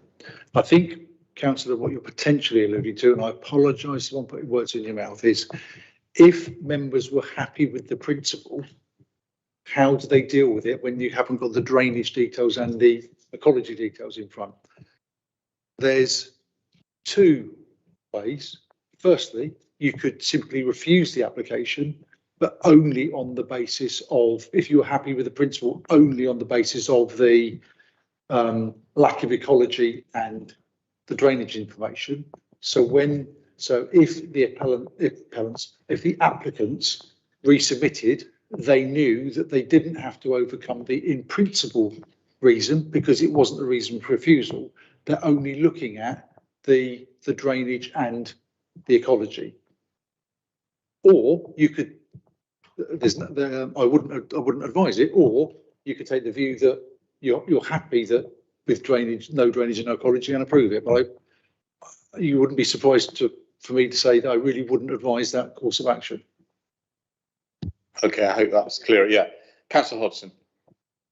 Would it be appropriate to defer it since there seems to be, a lot of missing information? If it was deferred, then they've heard obviously what we've said today. They've obviously seen the officer's report, and then that would give them the option to come back with that information that would make it a reasonable outline application for a decision made based on information rather than sort of half the information. I think, that is definitely an argument for that. I think the problem we've got is that if it's deferred because we haven't got the drainage and ecology report, and then they come in with a drainage and ecology report, and then we refuse it, I don't think they're any further forward. So I think that we need to have more of a steer from the planning committee at this stage, and it may be that after the applicant and the agent have heard the debate that they may want to reconsider something or other. But I that's why if we just go for deferral now for more information, I'm not sure that we're any further forward. And for the applicant, from the applicant's point of view, I think it'd be slightly unfair because we haven't really given any indication as to whether, because those are details that can be sorted out, no doubt. But one of the main things is it's a dwelling in the countryside with no essential justification. So in principle, as our JLP stands at the moment, we can't justify it. Now, I think all of us agree that we need to be more, that the JLP needs to be changed, but it hasn't at the moment. So there's no way officers, and in a way that, we don't want to make policy on the hoof here. So, yeah, I'm sort of arguing against myself in a way, but I just go back to the point. I think that we need to hear what DM members think as to whether they, why they would or why they wouldn't support this at the moment. And if at that stage you still think we should go for the deferral, and it may be that that stage they've got a much better steer, then so be it. Okay. Councillor Rowe. Thank you, Chairman. So it would seem to me that this is more like a PIP, a planning in principle application. Is that right? We do have, and we did have, training days many moons ago on planning and on principle, but we've never actually dealt with many of those applications, have we? No, this is not a planning in principle application. It's an outline application, so the old-fashioned way, if you like, and there just hasn't been sufficient information submitted in terms of justifying the dwelling for us to be able to say whether or not it is essential for either for an agricultural holding or for the business. There's just not information. So that's why we've come to it. So it's an outline application recommended. Yeah, I think we might be entering into debate now, so we'll leave it. Right, Councillor Hodgson. Sorry to be a pain, but surely if there's inadequate information really for us, you know, we kind of, I don't know about anybody else, I'm a bit thrown here. Why was it validated? Surely it's not actually adequate to be for validation, because I mean, I understood that for validation of an application, there had to be a certain number of things. And if we're kind of put into this kind of odd corner where we're kind of, as Rose said, being asked to ask for, you know, sort of really planning in principle, without, you know, and yet what's going against them is the fact they haven't produced all this information. I mean, maybe whether or not they've been asked, I don't know, but I would have thought this wasn't even suitable for validation without that information, at least the basic information. That's, you know, clearly. Yeah, no, that's a good point. Ms. Houselander. Sufficient information was submitted in order to validate it. The additional information normally comes in via a design and access statement or a specific report. It wasn't submitted. It's not a validation requirement, but it is something that we would want to see for an application of this nature. Okay. Right, thank you for that. I don't know if it was any clearer in anyone's mind yet, but we've got the speakers now. So I will move on to understand that Mrs. Pears can't be here, so it's Miss Burden, yeah. So and maybe some of these questions could be directed at the agent as well, so we get any clearer. Thank you. Thank you.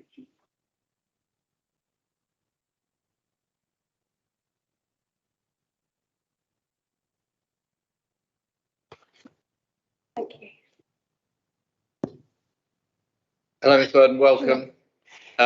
You know the story, 3 minutes. Could I just clarify something? Because what you have unfortunately been discussing is not what the application has been submitted. On your members' agenda, it says outline application with all matters reserved for permanent occupational / rural workers dwelling. There isn't a mention of the word agricultural at all, and that's on your agenda. That is my planning statement and detailed supporting statement about why the occupational dwelling is required. I know I can't pass papers around to you, but that is on the planning portal, and that was submitted in December last year when the application was validated. The planning officer instructed Mr. Seamus Machin, who is the agricultural and occupational dwelling appraisal officer who visited sites, and he attended on site in January 2021 to assess the application. And he went away and he said, I've never been instructed to assess an occupational dwelling application before. You can see I'm frustrated because I can't believe what I've been hearing from the application. It's not an agricultural dwelling. We wouldn't put an application for an agricultural dwelling. They haven't got more than a dozen sheep and a couple of horses. They run an engineering business. Let me just stop you there, Ms. Burden. I mean, one of the things is we don't have in our JLP occupational dwellings in the countryside other than agricultural and forestry. So why would you put in an application for an occupational dwelling that's not within our policy? Because it's in paragraph 80 of the National Planning Policy Framework. It's one of the exceptions that government guidance confirms.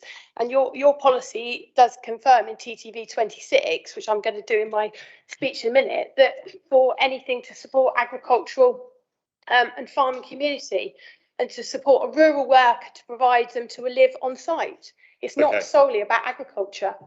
Okay. Sorry. All right. All right. No, we've heard that. If you want to make your presentation now, in the meantime, you know, officers have heard what you've had to say, and I'm sure they've got their responses. Please, could you just look at where it says the word development? That is the title of what we submitted. It's on all of your paperwork. This is the agenda that's been sent to me. Yeah. Okay. No, that's fine. Thank you. So I act for Martin and Louise Pears, who run Martin Pears Engineering Limited, which is based at Three Corners. The business is unique as it comprises an agricultural engineering business as well as a country store, principally serving the farming community around this area. They provide a repairs and maintenance service from the workshop with 4 engineers and 8 staff working alongside Martin, repairing tractors, machinery and equipment both on the site and on farms across the South Hams. Whilst the country store business has standard opening hours, the repairs and engineering business is pretty much 24/7. And since Martin is the principal of this, he is responsible for being on call to attend at the site and undertake urgent repairs on farm. The applicants live in Kingsbridge, and therefore, when Martin receives a call that a tractor or forage harvester has broken down any time, day or night, he has to go and attend to it. With the number of customers that they have, he is often out late at night and into the early hours working, meaning that he spends much more time away from his family than with them. We have applied for outline planning permission on the site you visited to provide that immediate care and attendance when farmers arrive with a piece of equipment or machine in the middle of the night to be mended or welded, or so that Martin can get the correct tools to go on site and hopefully be a deterrent to any break-ins. We've applied for outline planning permission with all matters reserved, and as you said, it was validated because it did include all the correct information, which is seen to be in a cluster of the buildings with the agricultural building and the workshop behind. We confirm that we wish to work with South Hams in relation to the design of the dwelling, including materials and its exact siting. The applicants are keen to employ local builders and to use local and appropriate materials. And we also wish to incorporate local low carbon proposals in relation to solar panels and also either an air source or a ground source heat pump. And we're therefore very happy with the condition to accord with DEV 32. The site is under 0.1 of a hectare, and as you saw, is just improved pasture, and therefore no wildlife survey is required. We undertook a wildlife trigger list which confirms this, but we will wish to plant trees and a hedge around the site to provide landscaping and biodiversity enhancement in accordance with DEV 26. The proposal has been fully supported by the whole of Morley Parish Council and has received great support from the wider farming community. There are no objections from highways, no objections from drainage or anybody else, and we are very happy to have the archaeological condition. Whilst the Drainage Department raised no objections, we're also happy to prepare drainage details in accordance with the drainage condition, which Mr Weimer confirmed could be incorporated in the same way that we dealt with this for the agricultural building in accordance with DEV 35. We very much hope that you will support this application to allow the applicants to live on site to run their rural business, which in turn supports the farming and agricultural community across the South Hams, which we believe therefore accords with TTB 26 and paragraph 80 of the NPPF. We're therefore happy to accept an appropriate rural workers condition and conditions relating to landscape, DEV 32 and drainage. Thank you. Thank you. Members, any questions?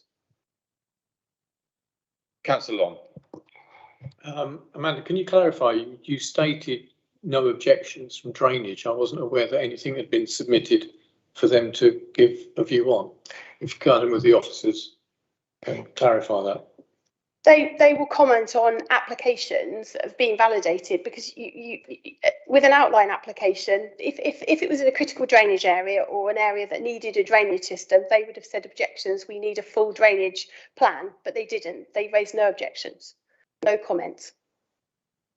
So a condition can be imposed to consider drainage.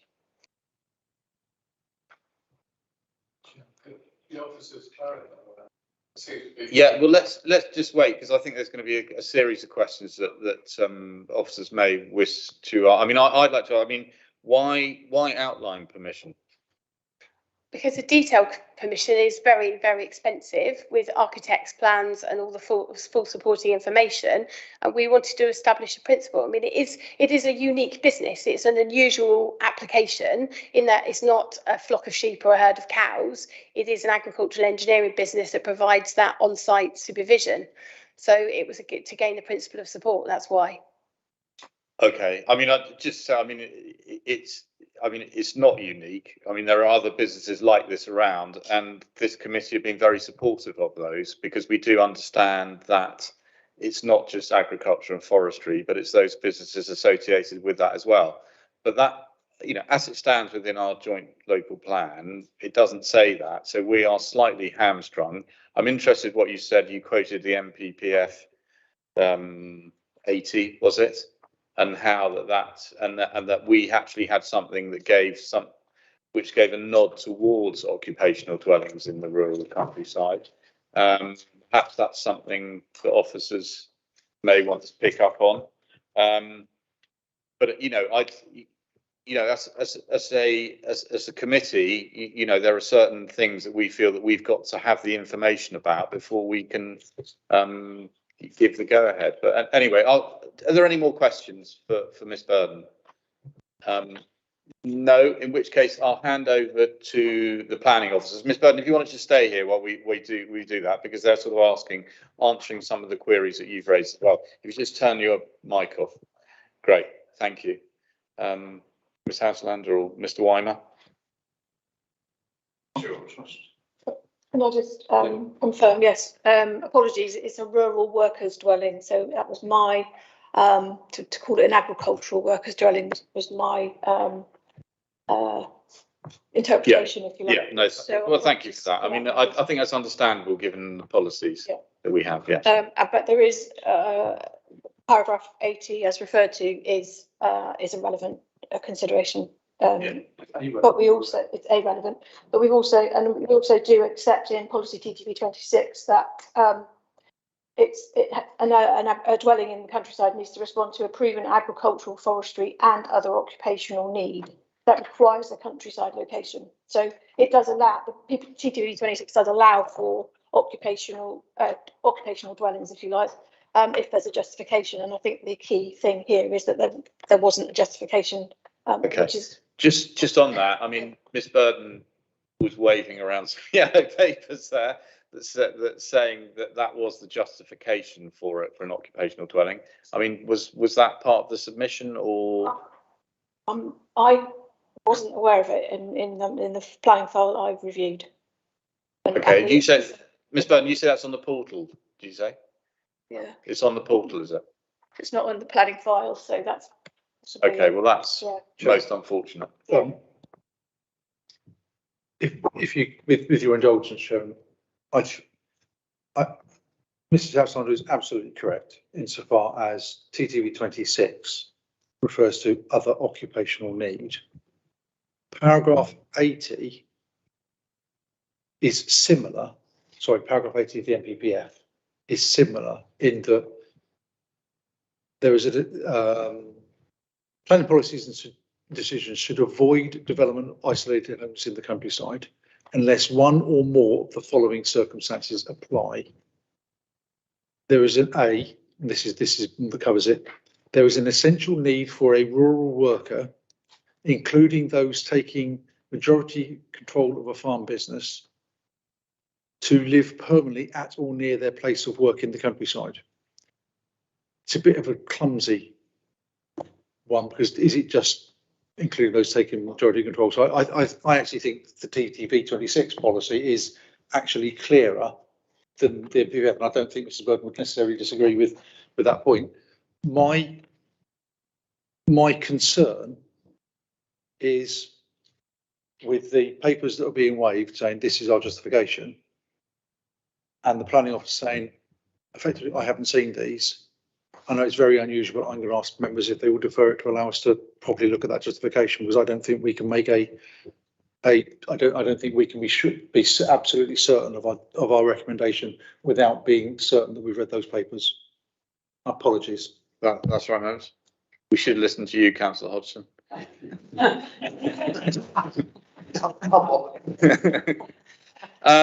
Members, we've had a clear steer there from the head of planning. Councillor Brown. Thank you, Chairman. With Mr. Wyman suggesting deferral, or suggesting you might like to, I think I've just seen a flying pig outside. But I would be, in order to ensure that we can carry out this process properly and that the decision that, as a planning authority, we can arrive at is a proper and proper one, and one that can be defended either way, I would therefore be happy to propose deferral of this application. And I'll second that. That's an issue. Well done. Yeah, no, fair enough, and we've got that. And can I just say that I think as members of the committee that we feel that our joint local plan probably doesn't go as far enough in supporting rural businesses and the needs in rural businesses. So you know, I think you can take that to heart. Well, I know this legal officer trying to shut me up there, but what I'm trying to say is, all right. We need to. All right. We need to. General. Oh, okay, yeah. that you would have had to left the meeting. Oh, that's true. Actually, both. I was going to make a statement before I went. Okay. Well, look, should we? I mean, we've had a proposal that's been proposed and seconded for deferral. I mean, do you feel you want to make your statements now, or you can do them when it comes back? Yeah. But you have. I think you have to leave for the vote, don't they? Yeah. Sorry. I mean, it's unusual circumstances because we're not really getting into it because of the deferral, but strictly speaking, Councillors Reeve and Councillor Foss would be better to leave the meeting. Yeah, but you need. Okay. In defence, we need to explain to the greater general public why we have to do that. Just to say we've taken advice from you that we should leave the room. That's fine. We take that. But we should be able to say why, so that the general public can understand why two councillors have to leave. Well, you can do it now, or you can do. I'm not going to do it now because this is going to return. No, I was going to. Yeah, exactly. Yeah. No, but we still want you to leave the meeting for the vote on the Oh, I deferral. see that vote. Yeah, yeah. Oh, right. Yeah, the vote we're going to have. If that's okay.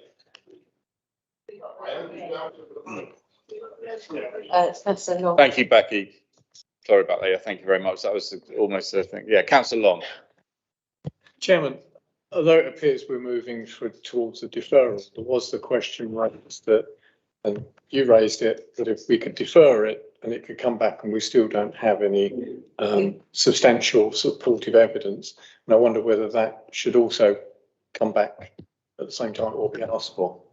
I will have a conversation with Mrs. Burden around the drainage and ecology.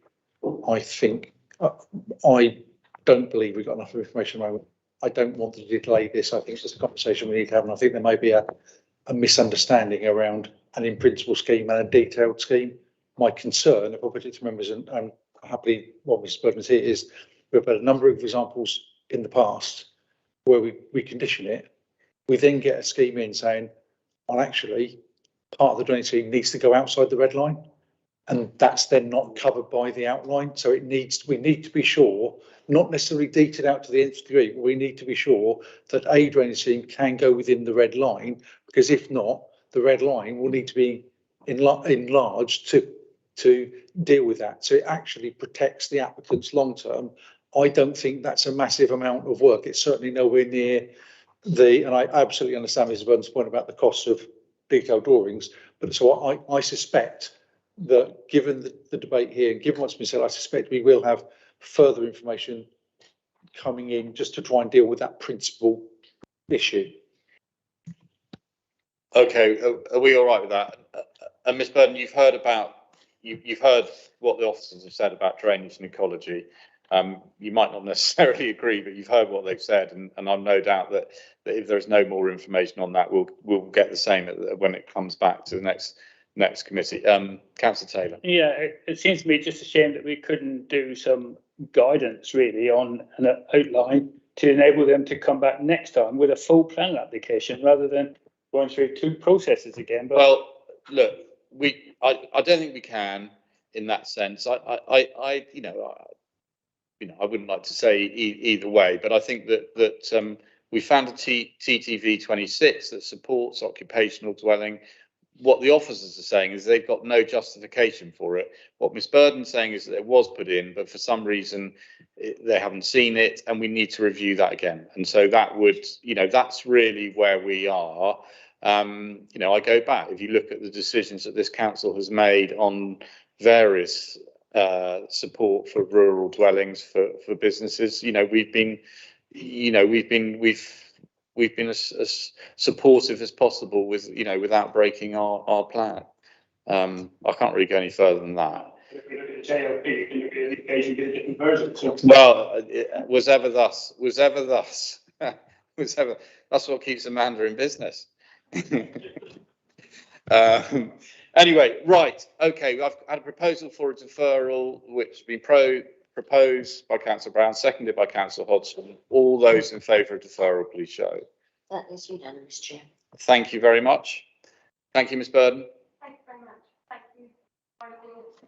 Yeah. Okay, members, I think brings us to the end of the agenda. We've done 7 and 8 already. Thank you all very much. Yeah, yes, but so I'll formally wish you all a Merry Christmas and see you in the new year. Yeah, not anyway. Okay, so it's the